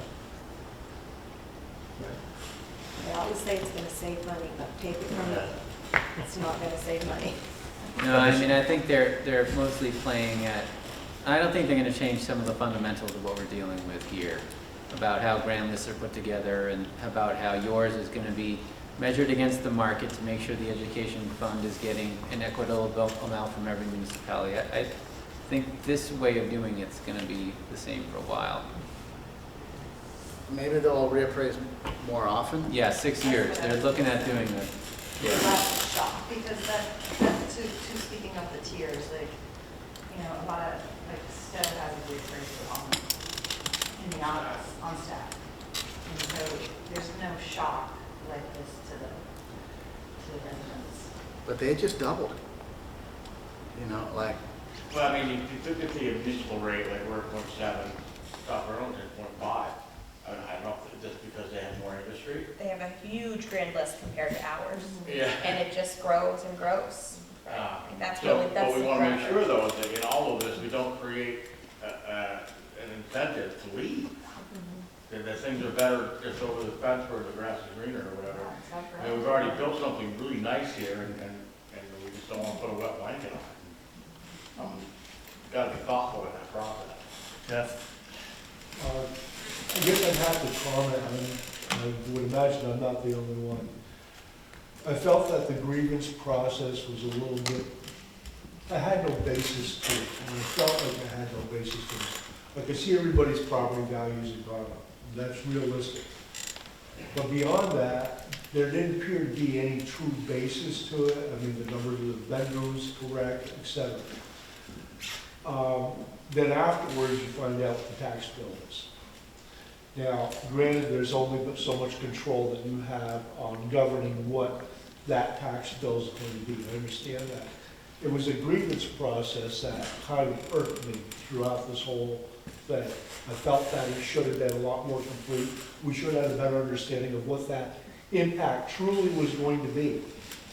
And then, if we felt that it was going to be enough to argue that point, come in with the ammo that we felt that it was going to take to lower it or to at least argue our point. I just didn't feel that that opportunity really came about through this reappraisal process. I felt it all went so quickly that that opportunity just wasn't there unless I just came in and said, yeah, I don't agree with it, I'm going to complain, which, you know, I can do, but I just didn't feel that it was going to be a constructive meeting. I didn't feel that it was going to be a positive outcome, so I didn't feel like it was worth my time. And now I'm looking at it as maybe I should have taken the time because of the impact that I'm realizing. And that's just it. So is it after the fact? Well, it sounds to me like it is after the fact. There's not much I can do till next year. Or is there? I mean, are we totally done with the conversation as far as starting level of grievance, or other than come back and say, well, yeah, you assessed me for, you know, such and such, and it's really not there. How do I go about that? Is there any true mechanism to come back to the table, or are we done with it for the season or for the year? we're done with it for the season unless you can make an argument that it's an economic hardship. And then that would be abatement. I have a comment. My name is Greg Brooks. Just to piggyback on what you're saying, that whole process being quick and all this kind of just being like shoved through, I don't think the people in this room are a very accurate representation of the number of people that feel the way we do. I think we have about a 1%, maybe less. I think a lot of people have some concerns and things to say. I mean, I have a single family home, 3 kids. I have a raised ranch on 2/10 of an acre. I'm paying $10,500 a year in taxes now. Makes no sense to me. I can't wrap my head around it. What it's going to do is I'm going to be selling my house and getting out of here. I can't afford that. My mortgage is going to be $3,000 a month. First thing, I mean, it's there, and I went to that grievance hearing that I felt like I had no chance. I mean, seriously felt like your head was in the guillotine, I brought a bunch of comparable properties that had a nicer piece of property and the same size piece of property, and it got me nowhere. And just the amount of, I don't see the return. You talk about return on investment. What am I getting for $10,500 a year just to have a house on a tiny piece of property that's on a 30-degree angle? I don't get it. I'm having a hard time wrapping my head around it, and I don't think I'm the only one, and I don't really feel like the grievance was, I mean, assessed value, it's great, your assessed value goes up, but like everybody's been saying, we had no way of knowing what that was going to mean, and I was kind of told the same thing that you alluded to, is that it doesn't mean your taxes are going to double. Well, they didn't double, but they went up enough where it's, I mean, my head's spinning, I don't know what to do about it. And I feel like the only way out is that you stand up and air all your dirty laundry, and, I mean, come on, what are we doing here? You talked about it, you're pushing people out. I mean, people like me, I can't afford that. And I have a good job. And so does my wife, and it's just not sustainable. I appreciate your comments. I've told friends of mine, I've never envisioned St. Albans being a $10,000 tax bill city, right? I mean, and the local tax, I have no problem. I mean, I can live with my local tax was whatever, $3,500. It comes down to the education tax, and it's not a. I get that some people feel that they're going to have to move, but many other Vermont communities are going to be in the exact same boat. You gotta move out of state. Hate to say it, but That, Good chance of. Well, there's communities with fewer services that you pay less. Like, I mean, if I lived in the islands and had the same value of a home, I'd pay less tax. But I wouldn't have the services. Like, we have a pool, we have Collins Pearly, we have Hardack, we have really good municipal services with regard to keeping the sidewalks clear. We have services at the city. I don't even know if it's that much. I think it's that they haven't had a reappraisal in a long time. I feel like we're just one of, tell me if I'm wrong, Chip, but I feel like we're just one of the towns that is getting a reappraisal done on the sooner side of other towns. And that we're all probably going to be in the same boat when the other towns in Vermont do this. Is that accurate? Because if it's the state that is driving this amount of tax increase, it's not our city that is just being affected. I also want to point out, I don't want to, and I'm very new to city council, but I just want to point out that we all are also homeowners and are feeling this as well. So I don't want it to feel like an us versus them conversation. So we can, I mean, I don't want to speak for everyone else, but we hear you. We're having a conversation with you, and it's more about like all of us together against the larger problem. The hardest thing is that as a single family homeowner, I can't share some of my tax costs with tenants, or I can't increase my sweatshirt costs in the store down the street. Like as a resident, you can't deflect that tax bill any other places other than your own self. I'll be right up, I'll turn it into a duplex. Well, it's actually, I might be talking to you, Troy. Well, I actually have Maybe I another won't want comment that that's a either. little more serious. Has there been any talk, because I mean, you kind of, there's been a little bit of discussion about it, but there's going to be a lot of people that can't afford things. I mean, have you guys, has there been any get ahead of thought about how you're going to manage that when people aren't paying their taxes and what's going to happen? I don't think it's going to be like a protest, but there's going to be people struggling. I mean, the challenge what are there we going to is, do? I mean, it's kind of becoming an unaffordable state, and it's not St. Albans' fault, but. My understanding, this was a shock to the entire council. I'm sorry? From my understanding, this was a pretty big shock to everyone at these tables. there's some things that we can do around the tax sale process and how we calculate delinquencies. But the problem, Sarah, how big is the city budget? Round numbers? The tax levy? No, the city budget. Well, my brain is on the tax City's levy. about 10 million. School's about 40. you know, we have to pay the school. Whether the money, you know, so like our ability to be compassionate and say, and needs to have the ability to pay. It's not just our, you know, on a $10,000 tax bill, 3's going to the city, 7's going to the school. We still got to pay the 7, even if we said, Completely. yeah, you know, so Within we, 20 days of the due date. we can nibble around the edges, right? But it's a tough nut to crack, you know, the Well, I'm not looking to lock it and to not pay, and I'm not saying I Troy pay is. or anything. I'm just saying there's going to be people that No, are for sure. going to struggle. It's a hardship. And if landlords, in order to pay, have to increase their rent for the people staying in their apartments, that's gonna create a whole other problem that will have to be dealt with people not being able to afford their rent. Right, they're already high, this could make it even worse. The hindsight is what you said, you know, next time a mock tax bill would be really great. Well, that's what you said, and that would have had more people reading. Even if people didn't think that their values were that off, even if they thought they were a little off, maybe that would have given them the motivation to try. Totally agree. Because Next you can time. also agree, not just complaining about the values of their house, but they can go through the process of adjusting to what just happened before you're confronted with them. Because a little bit of time, all this stuff, it's a horse pill. You're just gonna swallow it. It is what it is. But it'd be better not to be confronted with the possibility of choking it up while you're already halfway. You know what I'm saying? Like, I can't give you the best analogy, but a little more time. I was speaking with my property manager last evening and came to the realization that asking about rent, the numbers are going down. What the landlords are getting have been going down, they've been dropping. So that's not necessarily a good sign as a property owner with the rent yield.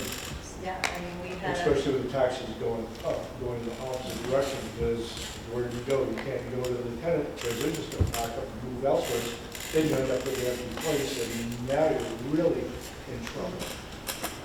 I'm not certain how to necessarily adjust it, but what we're talking about, having more frequent reappraisals may need to happen in order to make that market change on either on an annual basis or affordability-wise, at least on no more than 3 years out, but something a lot more reflective to exactly what's happening in the economy and how it's changing. We can't predict it, but we got to be able to be more reactive, at least as a municipal body, to how the property owners are going to be taken care of throughout this whole process, and then we don't get slammed and it sits on it for several years, because you will lose property owners in a major way, and that's going to kill this community. And I've invested a lot of my time, and a lot of other people have invested a lot of their time to try to get this community to move forward. And it has in a major way. But I'm seeing some signs that trouble me, and I want to make certain that I'm voicing that opinion, that I think that we need to address it. Just like with subsidized housing and stuff, I brought that up when I was on the planning commission. How is that really affecting our community, this reappraisal, where those properties reappraised as part of this process? I knew in the past that wasn't the case, that they weren't appraised as we were. So were they appraised in this last reappraisal? Any type of subsidized or like housing trust, et cetera? Or were they not appraised in the same scheme as us, as far as our net worth or value? Yeah, the process of appraising special subsidized properties does have to come up and still have the same market factors going into them as all the other regular properties. They're still appraised in a slightly different way, and they get some state mandated credits, but yeah, everyone went up. Are there any other questions or comments from anyone? Yes, ma'am, back there. My name is Lynn Fitzgerald. What really blows my mind is the same friends that I have, they're paying off this tax bill. I mean, I've heard unbelievable stories. Are the same people that go, yes, on that people run school budget every time. That thing passes every single time. It's astronomical. So I really feel like we've got to send a message. We've got to vote no on something. That's all I'm hearing it all the time. And I keep saying, and Dominic's saying the same thing. It's the education tax. But the same people are going to vote yes on that budget again. And it's way over. That's all I'm going to say. Thank you, Lynn. Anyone else before we move on? Sarah? I think you guys have done a great job of explaining what's going on. Yeah, good job. But what are we doing to protect our residents? Should there be like a cap on, even if there isn't a appraisal, should there be a cap on the tax that goes up? So that we're not having all these problems, like, what kind of percent versus, it's going up 35%, 100%. Just something to protect the residents. I'm gonna Is that something tell me if I'm wrong, but I think that's something that we could do for the local portion. Yeah. It's, once again, you get into the education. I don't think, what, the education fund went up 14% 3 years ago. I think you have to call the legislators. But on, But the city can't do anything to protect us and say, The challenge is that education part of our taxes is so much higher, and that's what local communities vote on, right? And I think last year Maple Run was not double digits, but the couple of years before it was double digit tax increases. And Lynn is correct, I mean, voting yes, and I'm a teacher, right? Lynn's a teacher. Well, money and a problem is not. Yes, so I think that our portion of that pie, what control we have isn't going to be the bang for your buck that you're looking for, even if we capped it, because the city portion is so small. Yeah, since joining council, I've sat in 3 Board of Civil Authority meetings, and every single time the question comes up and we're talking about rating these taxes, is who's paying the state for the education portion, and that's going to be the city again. And that comes out as like the rest of the deficit in the budget, because if someone's not paying that, then that comes back on us again, because the state's still going to collect it either way. And our biggest portion of our city budget is our police, and we heard loud and clear from our residents that that was a priority safety, right? And I think that it's paying off. Our street crimes unit is up and running, it's doing well. We have parks patrol, we're patrolling the parks on a regular basis. Things feel much more settled than they were last year, so I think that that's a positive thing, but that's expensive. thank you all. Thanks for coming in. Appreciate it. Welcome to stay for the rest of the meeting if you want. So we'll move on to the next item, which is item number 6. Trish Denton. Come on up, Trish.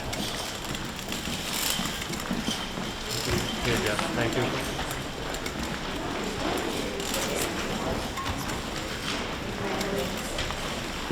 Take your choice. Either one of those two, Trish. Thanks, Mary Ellen. Thanks, Troy.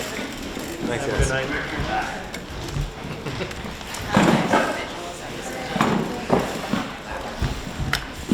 I think we have your, I think we have it here. I have one. St. Albans Museum, yeah.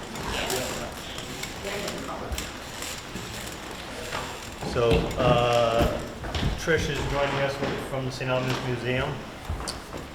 Presentation on their activities. Trish, you've been in the job for 4 months, 5 months, 6 months? 9 months. 9 months, there we go. Time flies. Yep, started in November. Thank you for joining us, and we'll turn the floor over to you. Okay, that's fine. Hi, everyone. So I just wanted to kind of give an update of where things are at the museum right now. I came to us from the Center for Research on Vermont, which is a research center, the oldest research center at UVM. And focuses on the history of Vermont, but as well as just research across the state of what is happening now. So I'm really excited to bring my skill set in documentary storytelling and oral history, as well as event production, to St. Albans. And I've been on the ground for about 9 months now, and it's been really wonderful to learn about the history of this place, as well as to meet so many wonderful people. So we've done quite a bit of rebranding in recent years.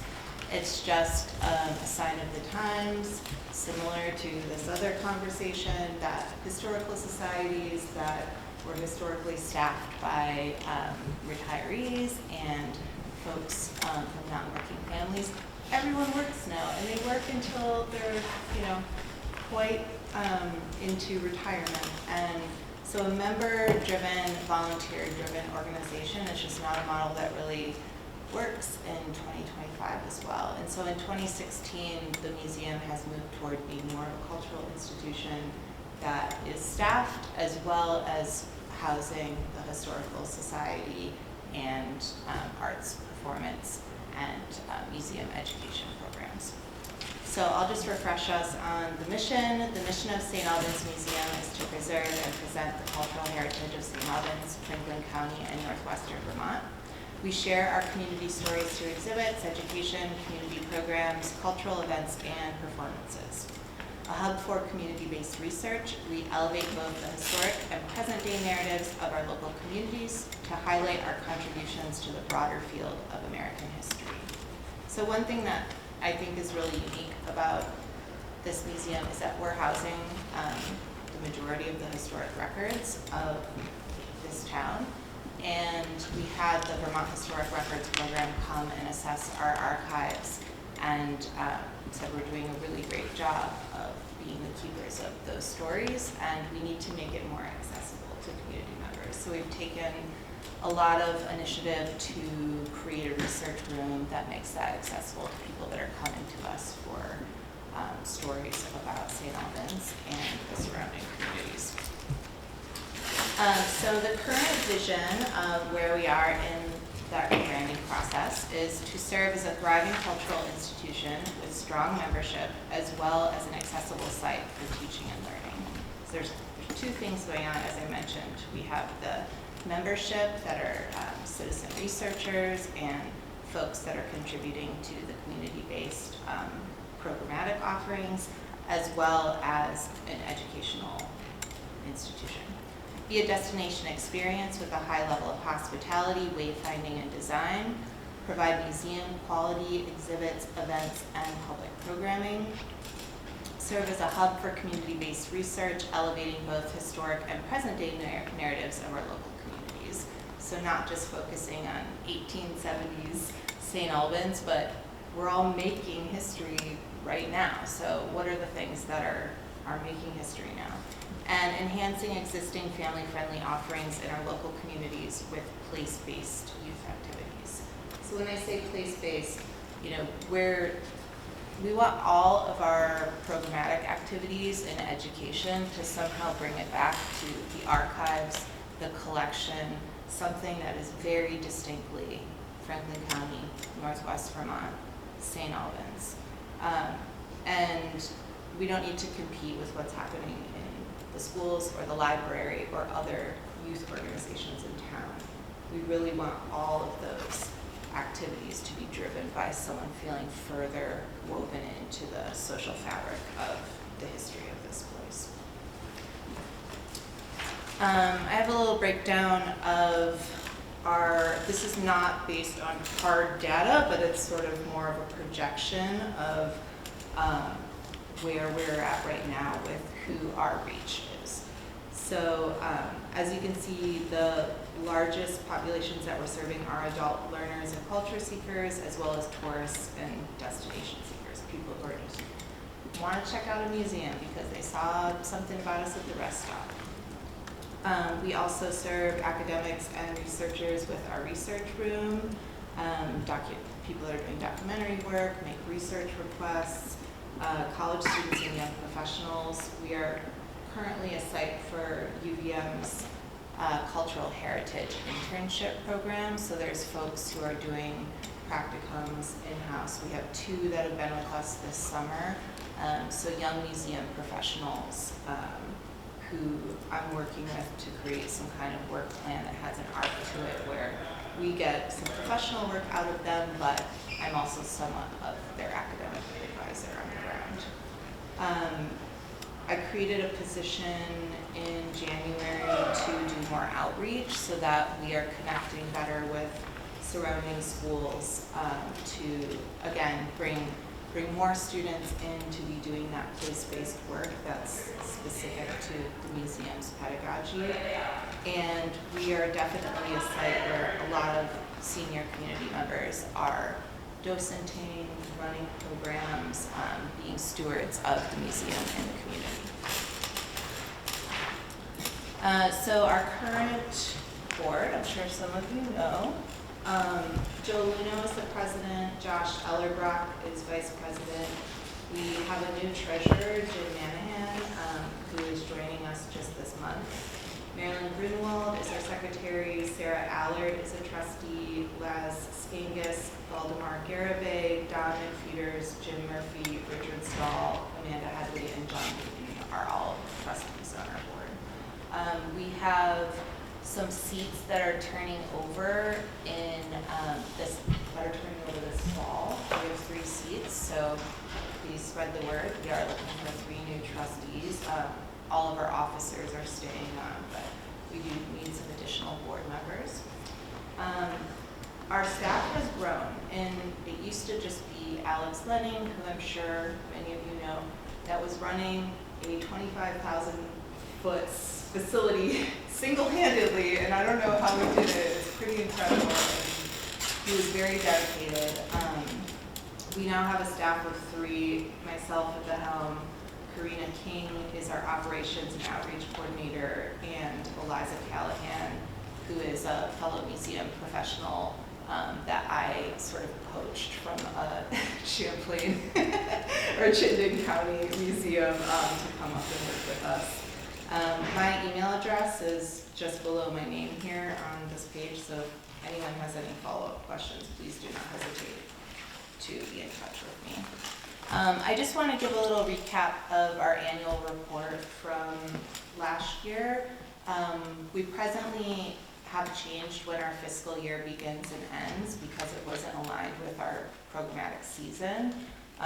So that was a little bit of a process, but these numbers that I'm showing you are from December of 2023 until November of 2024. So it would be last year's annual report. We hosted 3,740 visitors from 35 states and 14 countries. We hosted 380 students and children through 12 youth events, and we launched a new Kids Cove exhibit that is a permanent exhibit for children to come and play with their guardian. That was sponsored by 8 different community partners. So it was quite an initiative that the Vermont Children's Trust funded with 8 local community partners. We offered 14 special events across 4 programs and a partnership with the Smithsonian's Museum on Main Street to have the Crossroads exhibit come, and that really boosted our numbers. I think we saw hundreds more than we normally see in a season, as well as provided volunteer opportunities for 30+ community members, including elder community members. So, all of that said, what is the purpose of the museum besides just come in and learn a little bit of history about this place? We are stewards and who are conserving that historic building, which is such a gem that is sitting on Taylor Park. And, you know, it is built in 1861, so it's a constant undertaking to be the stewards of a Civil War era building, as well as we're contributing to the preservation of the historic Church Street district in St. Albans. And all of those buildings I just had the pleasure of going into at the Church Street celebration last weekend. are just such architectural gems. This is such a beautiful town. And to run a congregation or to run an organization on a shoestring operating budget and be the stewards of these beautiful buildings, it's a lot to undertake. And so that's a big part of our purpose and what we do. Strengthening the social fabric of our local communities by presenting hyper-local storytelling and community-based research. You can turn on your TV, you can be scrolling on the internet, and you can see all these things that are happening around the world, but how are you getting information about what is happening right in front of you?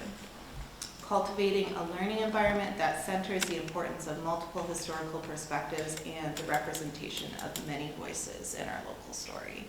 I am a big fan of workers' history and looking at a scope of history that isn't just representing the people who had the most legacy. And so looking across classes and presenting those stories in a way that offers a spectrum of different backgrounds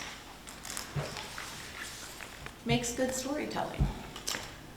So our current programs that we're offering are very popular is the CREATE program, which also was born out of the grant that built our Kids Cove. That's for grades K through 3. We've been doing every Thursday, having workshops. It grows incrementally every week and is quite popular right now.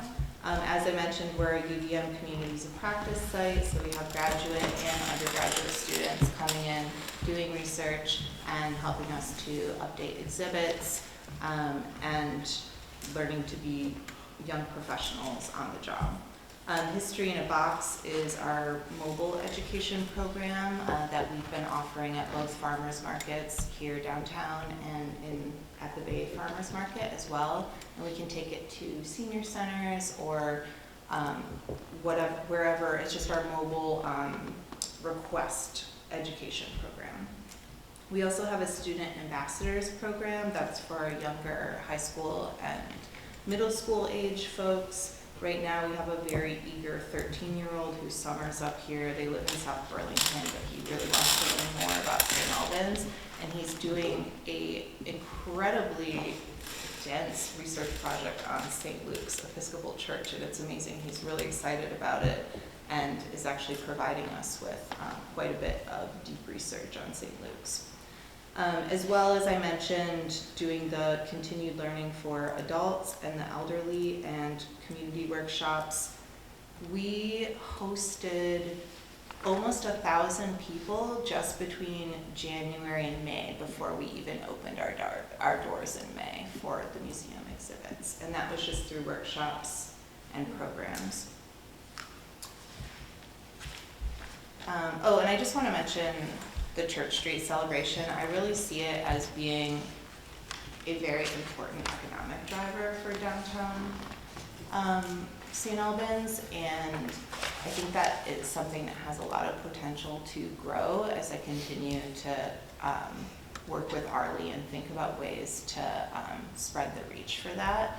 It's really popular. There's a few components that are missing from it to have it be a viable kind of destination offering, but I do think that's a really important festival that's going to help to continue with our designation for the historic Church Street district, as well as bring people from far afield to come downtown in the summer. So I'll just kind of mention a few of the funding initiatives that we have right now. We received a $70,000 matching grant from the National Parks Foundation 2 years ago to do a complete restoration of the windows. The windows are very important. It's a building that is full of all of St. Albans history, and it's not quite safe from the elements in certain ways unless you have really good windows. And so, again, to align with our designation for the historic district, we need to keep within certain architectural guidelines to do that and do that well. It's a pretty expensive project, so we're going to be launching a capital campaign to finish that throughout 2026. And there'll be a lot of storytelling and community engagement that'll come along with that, of the importance of the building and educating folks on conservation efforts for the building. I also want to just mention the Bliss Room is such a wonderful community resource to have a downtown rental. I know you can rent this is gigantic. Ours is a little bit smaller for baby showers, smaller weddings, memorial services, you name it. There's people that are really making memories in that room, and we use it as our primary classroom and event space, but we're additionally renting it out to the community as a really great resource. And I got some improvements done earlier this year. We did a complete repainting, which hadn't been done in 25 years. It really needed to be repainted and restored with some of the walls, but we also need to figure out how to have more infrastructure installed that makes that a viable space for conferences and meetings and what have you. So just to wrap up, I put a couple attachments that you can read at your own pace at some point, but I just want to read this final piece out loud of what I feel like is really important about St. Albans Museum. So the stewards of our region's original public school, SAM, sits on a St. Albans site that has been a continued site of learning for 225 years. It was from the windows of that building that the students watched the northernmost action of the Civil War unfold in 1864. This site houses much more than a repository of community memory. It holds the stories of all area residents that passed through the academy from 1800 to 1970. SAM holds the stories of all the residents and volunteers that have contributed to the research and community storytelling of this locale since 1970. With our annual average number of visitors at 3,500, SAM holds the stories of 200,000 some guests that we have hosted over the last 55 years. With an annual average of 40 private events a year hosted in the Bliss Room, SAM holds the story of all of those that have attended graduation parties, baby showers, bridal showers, weddings, memorial services, and celebrations of life. SAM has been a powerful site of memory and a powerful site of learning for centuries. Continuity is our strength, and with this legacy, we strengthen the social fabric and sense of community for all that live here. So, that is all. Thank you so much. Does anyone have any questions about what we're up to? I do have a few for you. Is the elevator fixed? The elevator has been fixed for a good year or so, and I am in the process of making sure that we have a regular elevator servicer that comes and does monthly checks. Our operations and outreach coordinator is really gifted at making sure that we are on top of all of our inspections on the building and staying with that. I think when you put a historian in the position of being responsible for a building, that's not really the best outcome for maintenance things, but we have a few different roles now, and we have a team of people who are making sure that the building is operational, specifically the Bliss Room, because we need to make sure that we can withhold promises to people who have booked the room, or if you book your wedding there and then suddenly the elevator is out, we're not fulfilling our promise. So yeah, the elevator is not going to be a problem moving forward. We have a Calcutta on September 27th. We have the Calcutta. I heard that you can't be the host, and that's a shame, but we'll figure it out. When there are events there for kids, is there a charge? Is it free? Most of our programming is free, and I started a music concert series and a few other cultural offerings that are free for members, but it's really trying to incentivize membership, because our membership has been atrophying for a good 10 years now.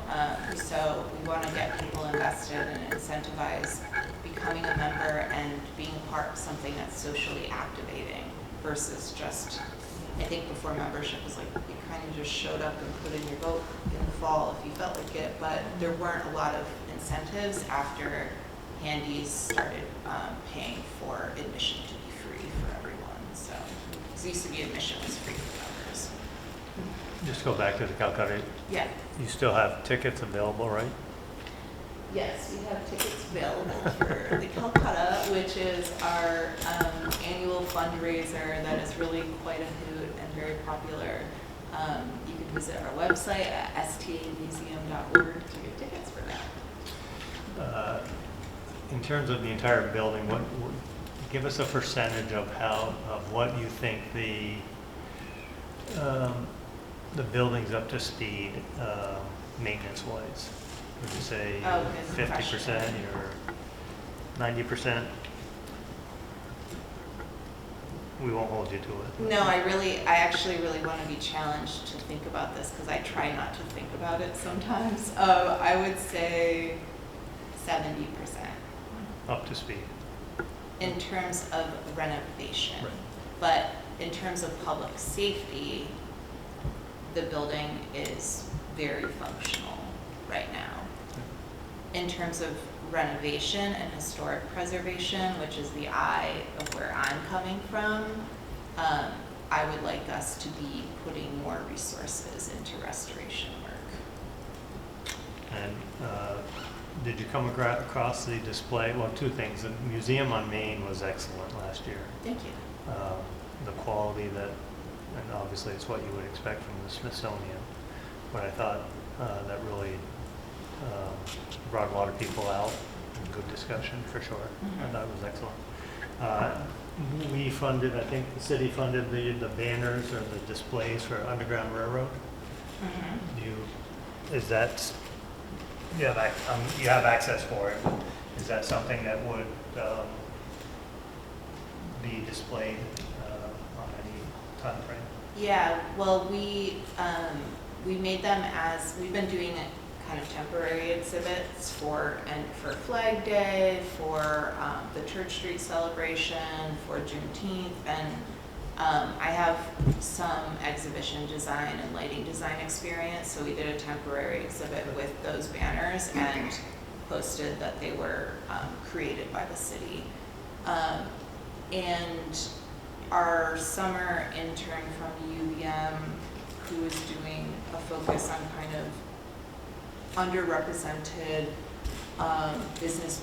people from underrepresented communities who have businesses on Main Street, is in the process of finishing up an installation we're going to do in the next 3 weeks that's centered around William Davis, who is a black barber who is known for aiding folks on their path to freedom. And he was Burlington and St. Albans based. So we'll be installing that within the next month. Any questions for Trish? I just have two.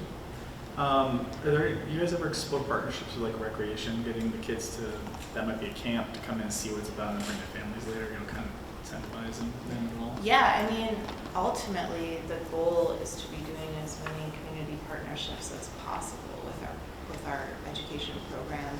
But we needed to create a position for somebody who could actually have the focus to do that outreach work. And so Karina is now doing that work, and we're so open to figuring out who those community partners are in schools. I was going to say my second Yeah. one was Milton's Historic Society, which is much smaller.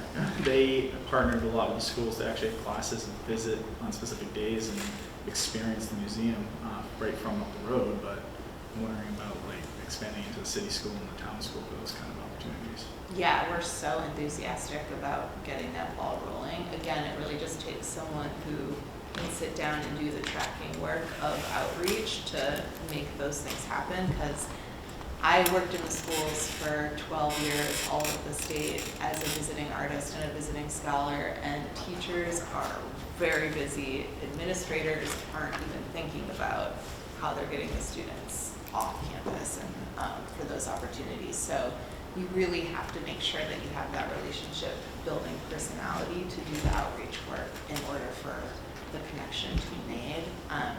But that is a top priority for us in the coming 2 years.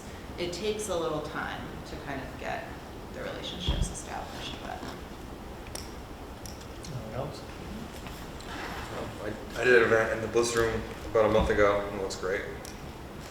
What event is it? It was a graduation party.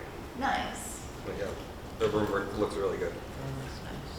Yeah, we've had some schools come in. MVU, I think, came a couple of times. Swanton School. I think the town one day came. Class from the town school came and toured the museum.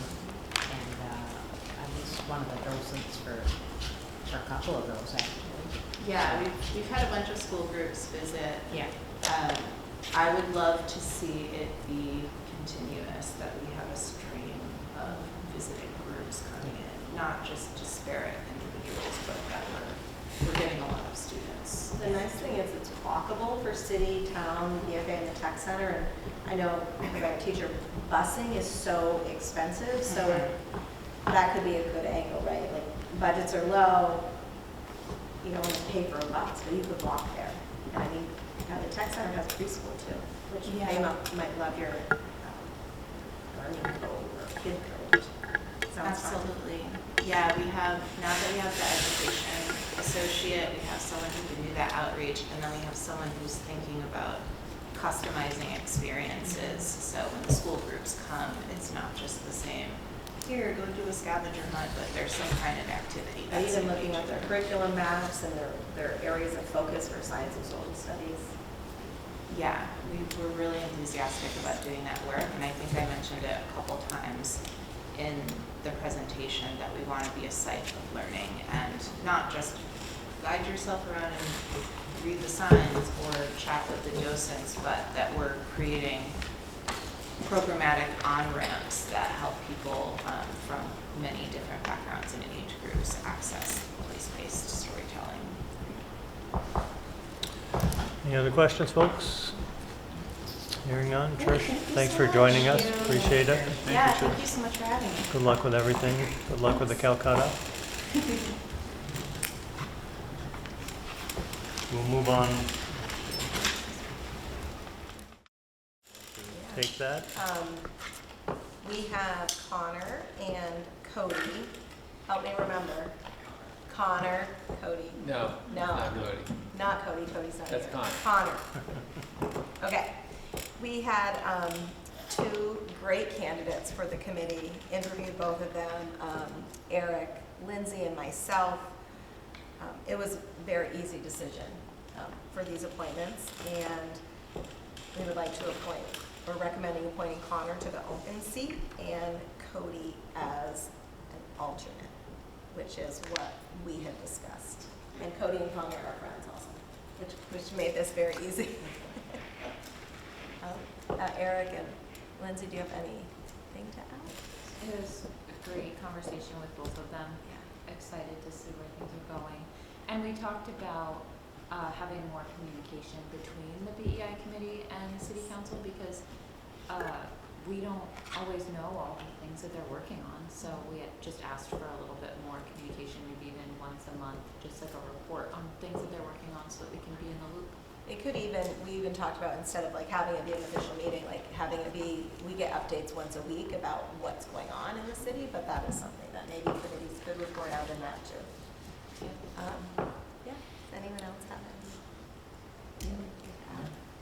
any? As I say, we always worry when we see one open spot and two candidates, but they're both really accepting for, he can take the open spot, I'll take so it's perfect. So, a motion. I will make a motion to appoint Connor Holcomb to the open seat of the BEI committee and Cody Hooper-Kaufman to the alternate seat. Second that. A motion a second. Any other questions or comments? Lindsay, was that one? Is that going to be one? That wasn't going to be a comment. Oh, good. All those in favor say aye. Aye. Anyone opposed? Hearing none. Thank you for your willingness to serve. Thanks. Appreciate it. we'll look forward to seeing you in the future. You can stay. Awesome. It's just. I'm not kicking you out. Do you guys want to move an agenda item too? No, you're good? Well, I'm just trying to be responsive to our visitors. Past concerns and trying to set the tone for Park Patrol and police to enforce some different activities, or unwanted activities, I should say. So Don, why don't I turn over to you for a summary? That's pretty much it. The only thing I would add is the rules are kind of sprinkled out through all over the place in a number of different signs, and we envision putting these on a sign that's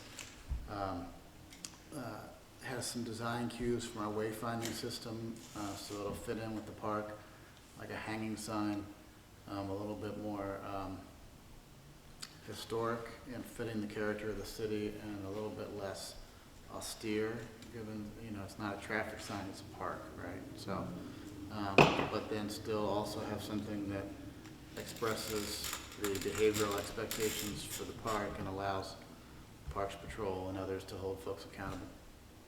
Where do you anticipate the placement? How many signs and where? Multiple signs.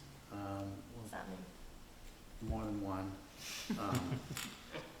And they're expensive signs, so we don't want to put too many of them up. Right. But, you know, probably 2 or 3 Okay. at the entrances to the park, the main travel corridors. Okay.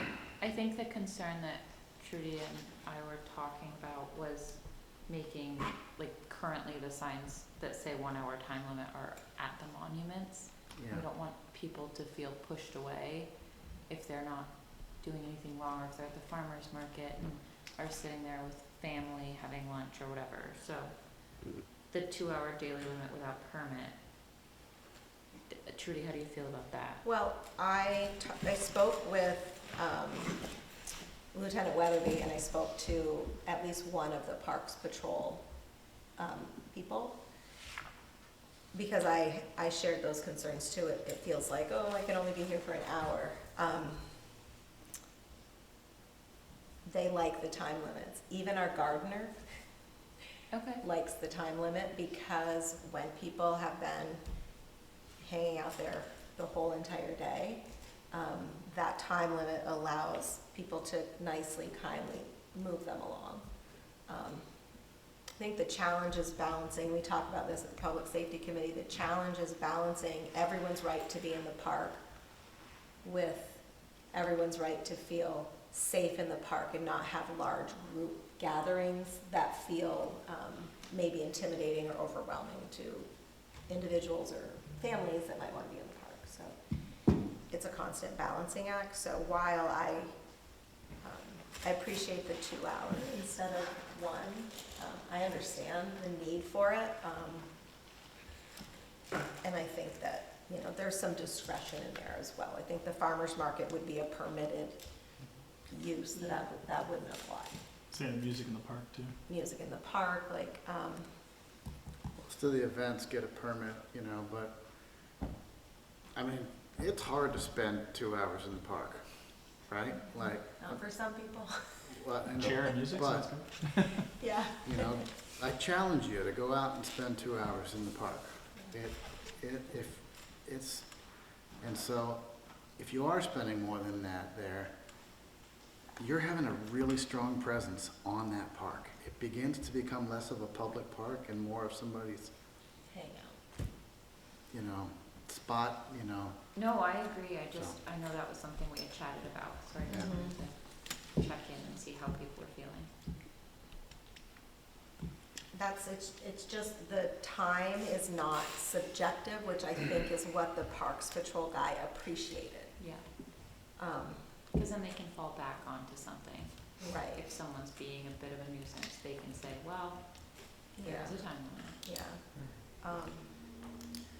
I think the other thing we talked about at the Public Safety Committee, and I think we all can work hard to push more activities in the park, like maybe from the museum. Are there any, you take your, you know, exhibit in a box and go sit in the park and share that with people. So pushing and trying to get businesses and people who work on Main Street into the park more.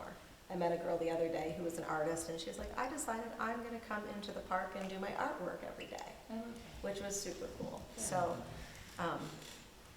You know what she needs is some nice Adirondack chairs. Some well-built ones.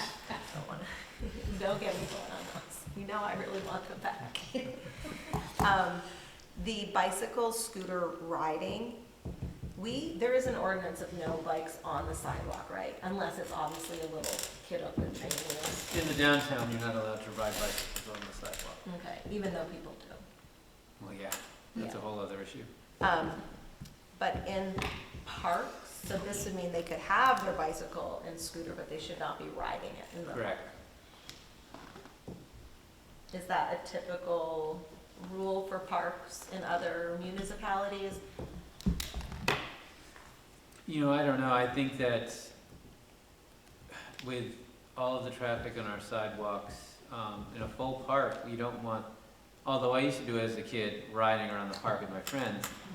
Well, you didn't have an We're electric we're bike maybe then, though. lucky that, you know, we didn't hit someone. Once when I was riding my bike downtown as a kid, I'm telling you, it happens. And so, Chip Sawyer? but getting back to the original He wasn't question, employed here yeah, then.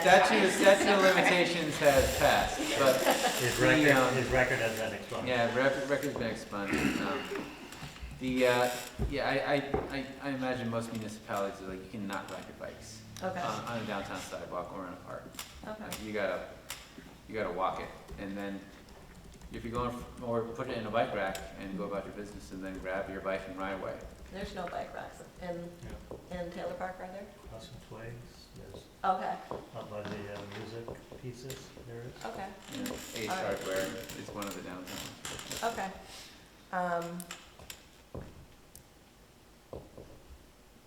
Good with it, Judy? I can't think of anything else. I mean, we've talked about this for a while. All right, Marie, Lindsay, is there anything else that we have talked about that's not on the sign? No, I don't think so. I mean, the teacher in me wants it framed in a positive way, but I guess this is very clear, prohibited. Don't do all of these things. entertain a Sign motion, so big. Right. entertain a motion to approve. I'll move to adopt the revised rules for Taylor Park and direct staff to post new signs consistent with city wayfinding program. Thank you, Chad. Is there a second? I'll second. Thank you, Marie. Any further comments, questions? Hearing none, all those in favor say aye. Aye. Anyone opposed? Motion passes. Thank you for that. I would just put a caveat, if you can think of a better word than prohibited, that's your discretion. Okay. Trudy happy? Band? Friendly suggestion. All right, moving on to item number 8, which is the Ralston redevelopment property, transferring property to an LLC. You have the brief document in your packet. Anyone have any questions of this for Dom? City is the sole member of the LLC. This just transfers it from the city as a corporate entity into the LLC to make the tax credits flow better. Got it. Need a motion? I would just reinforce it. We did the same thing on our building, on FCIDC's building up in Enosburg for the Pearly Block. The LLC is more or less required. So it helps move the tax. Do we know yet as to what the estimate of ballpark, how many tax, the amount of tax credits we'll receive? 600? 600,000? Okay. I make a motion to authorize a transfer of the Ralston building from the city of St. Albans to the 54 Main Street LLC, of which the city is presently the sole member. I'll second that. We have a motion and a second. Any other questions or comments for Dom regarding structure? Hearing none, all those in favor say aye. Aye. Anyone opposed? Motion passes. They're moving fast on that, huh? Yeah, yeah. Keep people in their own thing. We're moving to item number 9, which is the first reading of an ordinance to ban overnight parking along Barlow Street Park. Chip, you were involved with that with Eric. You want to touch on that? In response to the concerns presented, we have, in addition to our no parking areas, as shown in the underlined portion on the northerly side of Upper Weldon Street along the parking area, in the parking areas along Barlow Street Park between the hours of 12 a.m. and 5 a.m. It's Everett Johnson Park, technically, right? Well, it's called Barlow Street Park in the city ordinances, so Okay. we'll go off of that. Yeah, that was And I think what I had that was- name is specific to the baseball field. Gotcha, okay. And the time, is that the pretty common time period for other areas of the city, or would we be? We don't have a lot of no overnight parking, so I just figured that this time you're not gonna be able to park overnight with these. Well, I was just wondering if we could do like 11 versus midnight. But It could easily be 11 p.m. So are people like hanging out there We had a city staff overnight? member that's witnessed it, and then we have a neighbor also sit down that's witnessed people come up from the villa, and they meet with people like 30 seconds and turn around and walk away after handshake, and then head back to the villa. So this would help give police a tool to say move on, even if they can't stop them from, catch them doing drug trade. Also, we have issues with a number of people parking there, eating their meals and throwing garbage out at night. So that's been picked up a few times by residents nearby. So this is to kind of facilitate, people not using that as a parking party zone. Over the years, I was always impressed that the neighbors across the street are the ones that use the parking spots. And I brought this up with 3 different neighbors, and I couldn't reach all of them, and they were all in favor of it. The biggest one was Jim Chase does use it sometimes when people stay with him, but he uses the spots right next to the school, which really wouldn't follow this because that's not the park, that's the school park now. Well, this as written would include those spots along the school. I can bring that back to him, but I don't think it'd be an issue. You're saying along Weldon Street? All along Walton Street? Yeah, this is everything on Upper Weldon between Barlow Street and 83 Upper Weldon Street. Oh, I see. Do you want I think you'd be the only one that wanted, maybe table and just ask him. I mean, it seems, I mean, he has plenty of room to park. I think the issue is like some of those people just like don't want to move their vehicles around. People come visit them. It's like, well, just move your vehicle around. Park in the green belt, pay a ticket. Yeah, right. If it doesn't include all the spots, it's probably not gonna be as. And actually, they allow parking on Barlow there, so it's not like there's overnight parking along the street. So This ordinance will really just give the police that definitive, it is past this time, you need to move on. But 12 a.m. seems late to me, if you're getting at that. I'm just curious, like, what time is stuff? oh, I didn't get a specific time from them. I didn't get a specific time. It was more I'm just like curious. we're out the Establishing evenings. time limit. Yeah, You want to match it to the hours of the park? that would be handy. Okay. We can look at doing that. I wouldn't suggest tabling it, as you mentioned, Eric. I would say we go through with the first reading, but I would encourage you to, Yep. to ride by there. I can do the same, but drive by if you're out and about on during those hours to see if neighbors are parking there, Yeah. who's parking there. I don't often see a lot of. So it's sunrise to 10 and then sunrise to 7 during daylight savings. Well, Those are the the park hours of our parks in the ordinances are different than that. Okay. I mean, or I think there might be something specific to Barlow Street Park that we'll I just. think there is a sign there. I'm trying to remember off the top of my head right now. I'm not remembering it. Chip, you're good with those changes, and then we'll bring back the second reading Yeah. for the next meeting? And I'll touch base again with neighbors like Jim.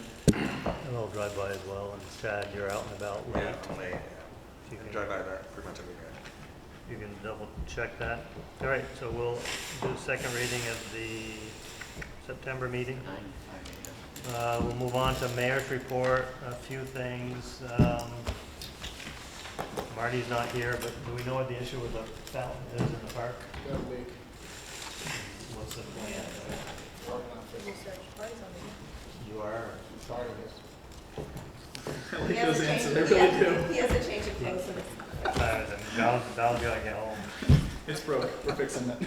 I would just like to say, there was an individual who used to live in St. Albans for many years, and lives in North Carolina now, who actually watches our Northwest Access TV showing on a monthly basis, so I'd like to say hello to Mary Riley. Surprise her a little bit. Tree carving in the park, nothing but comments and Looks good comments. It's amazing the work that John Montaigne did on that. People love it. So kudos to Marty and his vision to do that. E-bikes, I've received a number of complaints about e-bikes. Not so much the use, well, it isn't the use, the speed, darting in and out of traffic, disobeying traffic flow. And it goes back to Chip and Chad ordinances. There's not a lot that can be done to, I don't know that we want police officers chasing down e-bikes, but someone's gonna get hurt. I'm not sure how to address that, but, That was on my list too. what's that? That was on my list too. I mean, speeds are up to 30, 35 miles an hour on some of these e-bikes, no helmets. I will the same traffic laws once they're on the road as vehicles. Well, I don't know, I don't Some know of them. that. An e-bike is supposed to follow the same rules as a bicycle on the road, or a motorcycle. It's supposed to act like a vehicle. I would think so as well, but is that documented? Is that a state law? Is that a local law? What is, We can find out, but I do know that our ordinance is that motorized vehicles are not allowed on our sidewalks unless it's an ADA. and they have scooters as well, Yeah. driving in and out of traffic, also going 25, 30 miles an hour. So, just more for discussion's sake. Maybe dig into it a little bit deeper. I'm not sure what that looks like, but, we talked at the Joe National Night Out, this week.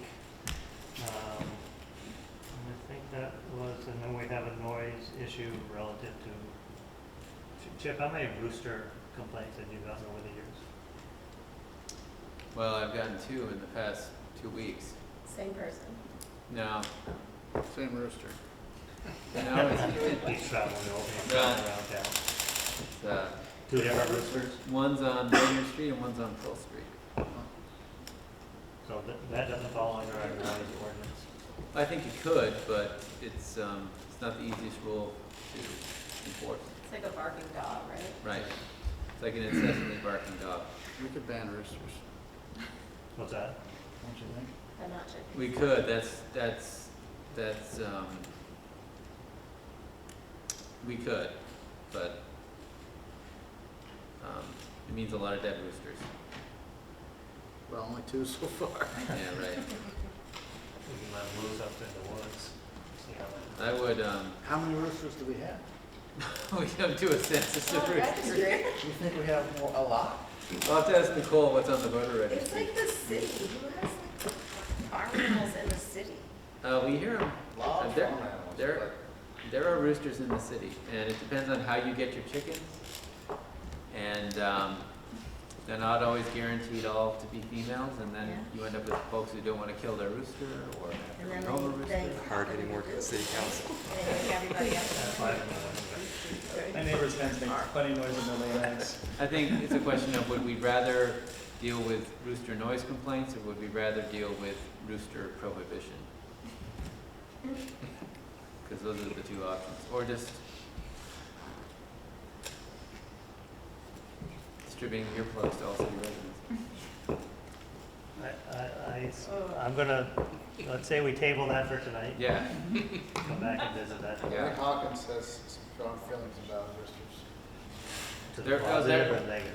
I mean, there are municipalities who abandon them. Yes, I was gonna guess. All right, we'll revisit that. We'll start down at that end. Lindsay, what do you have to share? You always start with me. Okay, coming back this way. Trudy, Okay. what do you have? We had a public. Okay, No. come back to you. No. We had a public, we got a little punchy at 9 o'clock. Yeah. We had a public safety meeting in the park on purpose, which was, I think, pretty well attended. We'll have another one probably in the next month or so. People who are walking by the park just happened to stop into because we have a big sign that says public safety meeting. It was good just to really come together, be in the park and talk about, you know, what's going on. So that was great. The other thing, I don't know if people know this, but we have goats at Hardak. Kelly, there's like a lot of goats and they're mowing their fenced in area. Like on purpose? Yes, it's a thing. Goats and roosters get along. That's No, but it was pretty cool and where They they're, do, Sarah. No, I'm agreeing with Trudy. where they're positioned at Hardak is by where the littlest campers have their little cottage. So they keep an eye. It's just, it's very cool.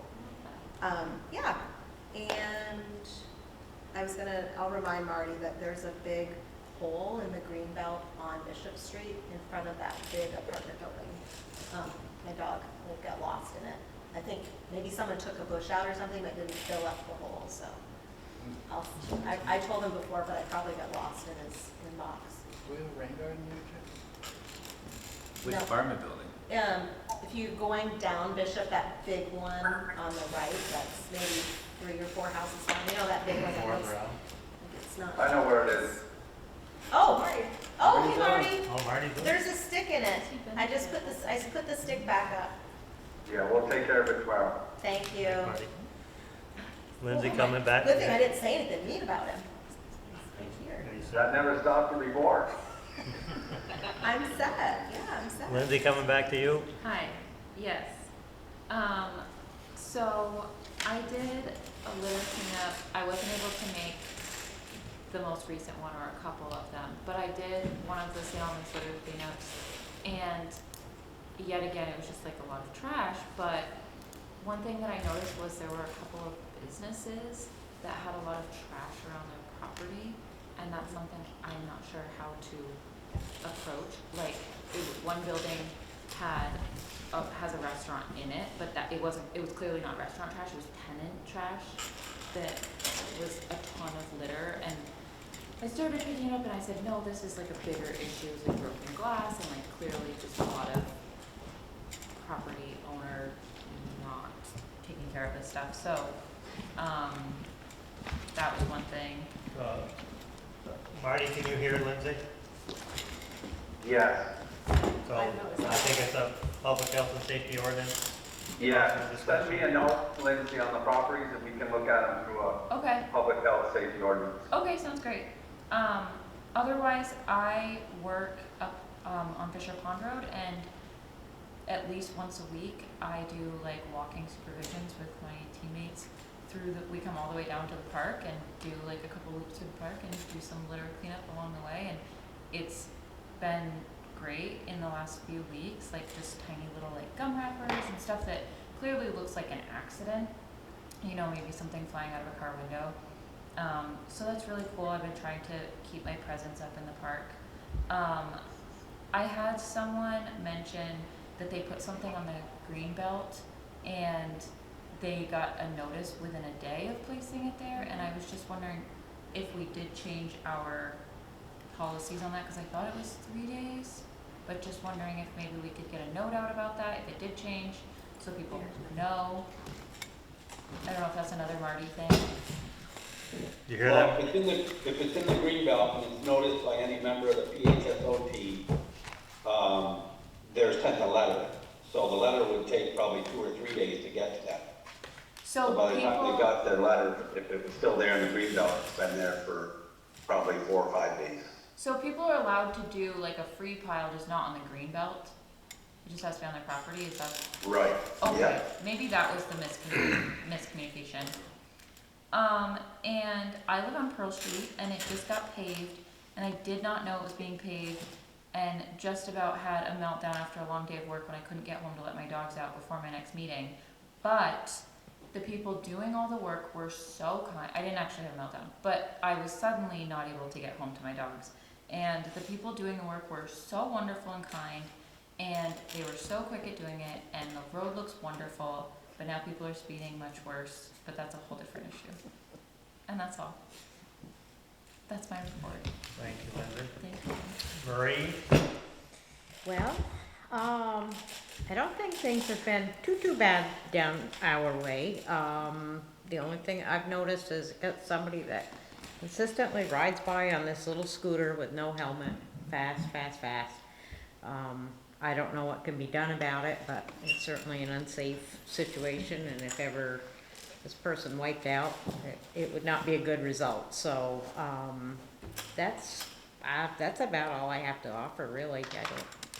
Can't think of too much more that's been going on. So, it's been pretty quiet. Thank you, Marie. Chad? All right, first one's for you, Marty. The new stoplight on Lower Newton. I just had a question.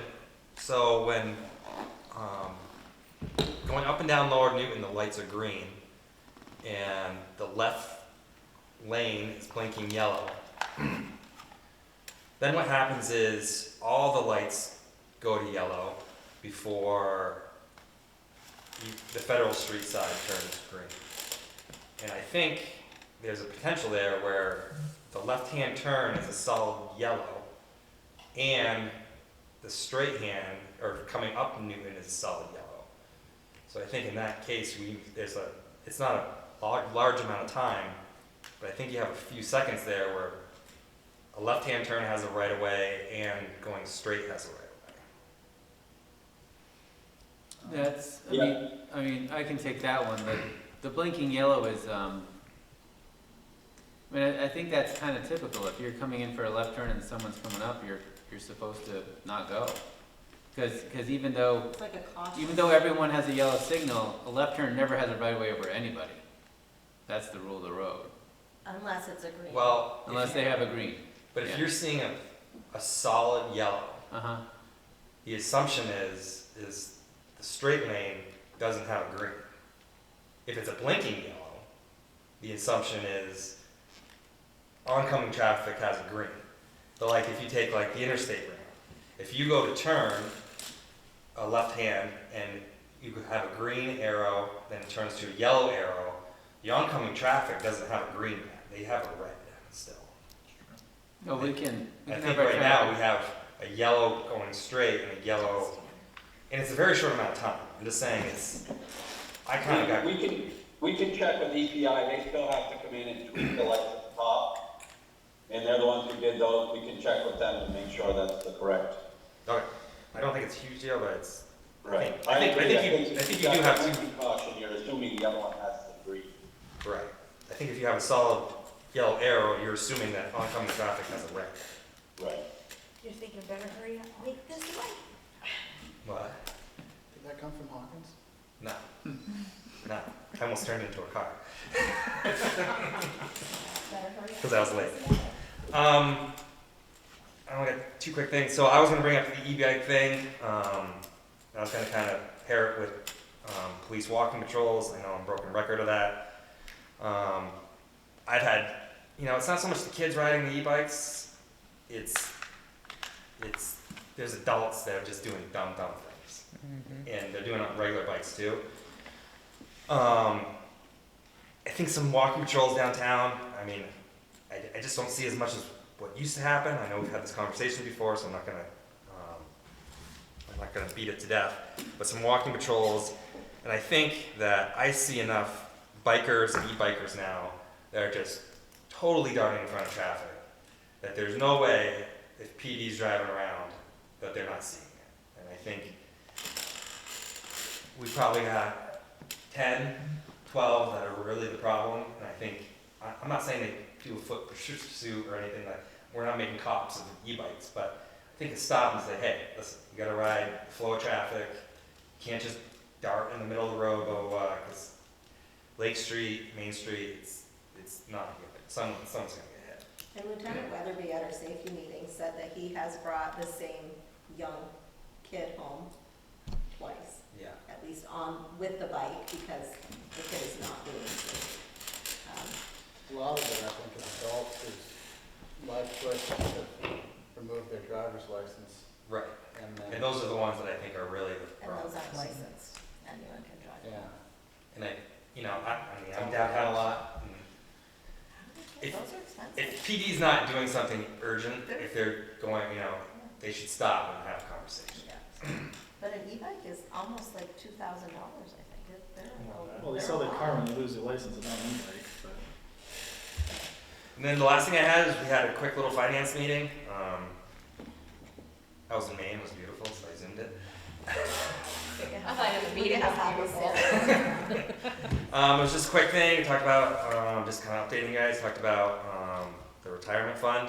The gentleman that kind of runs that gave some recommendations about rebalancing bonds and equity market, and it sounds like he's being cautious while growing, while wanting to grow at the pace we need. So it's really nothing we vote on, but it was a good meeting and pretty informative. If anybody has any questions, you can ask me. And that's all I got. Thanks, Chad. Eric? I'm gonna start with the e-bikes because that was also on my list, but it is in the law, 23 VSA 1136, that they are subject to operating laws as are vehicles. And Vermont, I didn't know this part, has a person shall not operate a motor-assisted bicycle on a sidewalk in Vermont. So it doesn't even have to be a city ordinance level, it's just state law. That was the only thing I had to add to that because I think you guys covered enough of it. There was a bit on Facebook when we got the new lights done on Main and Lower Newton, and we're all talking about that. The right turn red arrow, I got it because of backing up traffic and avoiding that. There was a lot of misunderstanding that red arrows mean don't turn, and it doesn't mean stop and turn.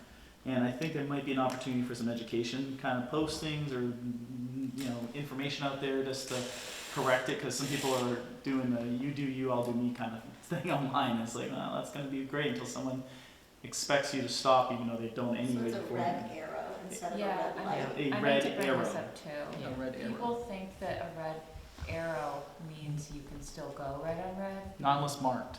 I was actually looking at this, thank you for saying this, Eric. On Lake Street, if you're coming up Lake Street to turn right onto South Main, it says no turn on red arrow.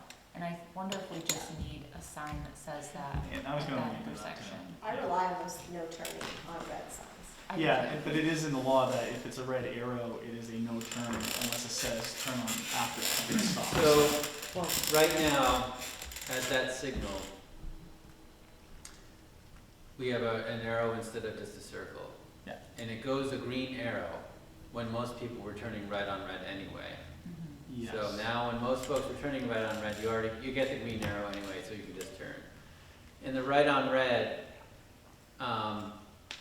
we don't have a need to, we might need to use that in the future to keep from stacking up Lower Newton, but we don't need it right now. So I think we can, I don't know if we need to put up a sign right now talking about it, because if they follow regular red on red rules anyway, they're not gonna go if there's oncoming traffic.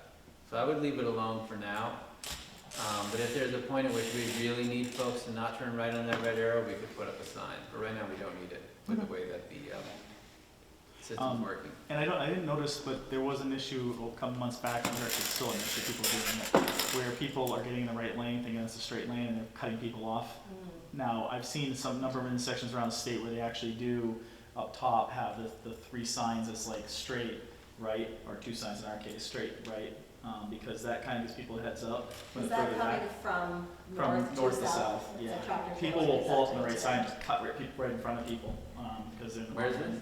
this? This is the same spot, that same light. But on Main Street. Yeah, instead of turning, they get over there, and one of the cars, they sort of seen do it twice, but you think they would listen. I don't think they know. They assume that it is a straight in the Yeah, right lane. it's confusing. Yeah, okay, It's we not can, the turn. Just looking I at mean, I thought we had signs up, but we can. I think there's a sign further back on the right side, but those aren't always easy to Yeah, they see. think the straight lane is a left turn lane. Marty, do you have any road painting coming up? Yeah, we're gonna start painting on Wednesday, crosswalks around the school. Will that include travel lanes and arrows? Yes. Marty, can I ask one question? It's Trudy. The dog park, the fence, it But looks I got a like. bad connection. The fence at the dog park, is that like, I'm sure you're working on that. Is there like a little snag in the big fence area? We are not involved in that. Oh, okay. Who is Marty? Recreation did that through a fencing company. And I'm not sure why the big section hasn't been finished. I'm assuming they are waiting for additional. Okay, all right. Well, it's looking good though. What is done? I only have 3 more. 2 more I'll do. Chip, I apologize. The CLA, SNAP CLA, you're right. I was thinking more of what we vote on the budget was the percentage that they have to put in for schools, and that changes as the CLA changes. It's just the number doesn't, because that's the voted amount. So I was thinking of that, so I apologize for correcting that. And then Gilman has a lot of new construction happening. The first one's a Habitat for Humanity on the corner, but there's 4 more lots across the way. I'm assuming they've gone through zoning.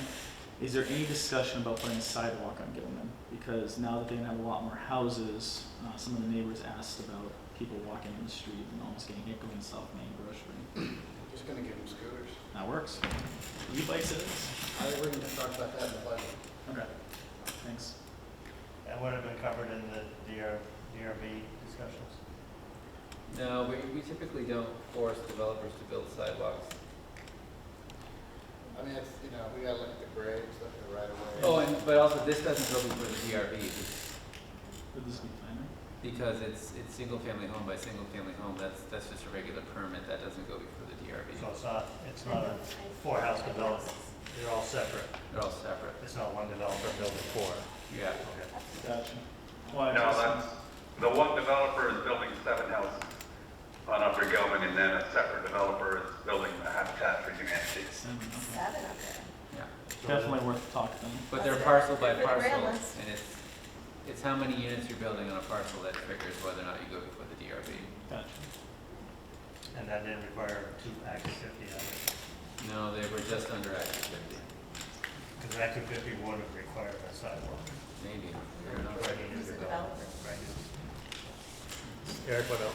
That's it, thank you. Okay, let's move on to the last 2 items. Consider approval of meeting minutes. We'll do them both together for 6/9 and 7/22. Motion for approval of meeting minutes 6/9, 7/22. We have a motion. Is there a second? I have a second. Any corrections, changes, amendments?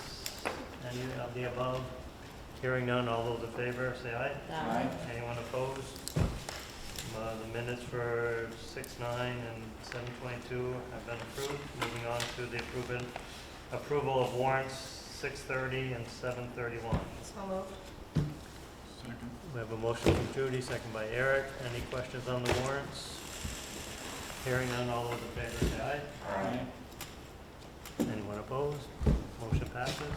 Motion to adjourn. Second. Motion to adjourn, second. All those in favor say aye. Aye. We're-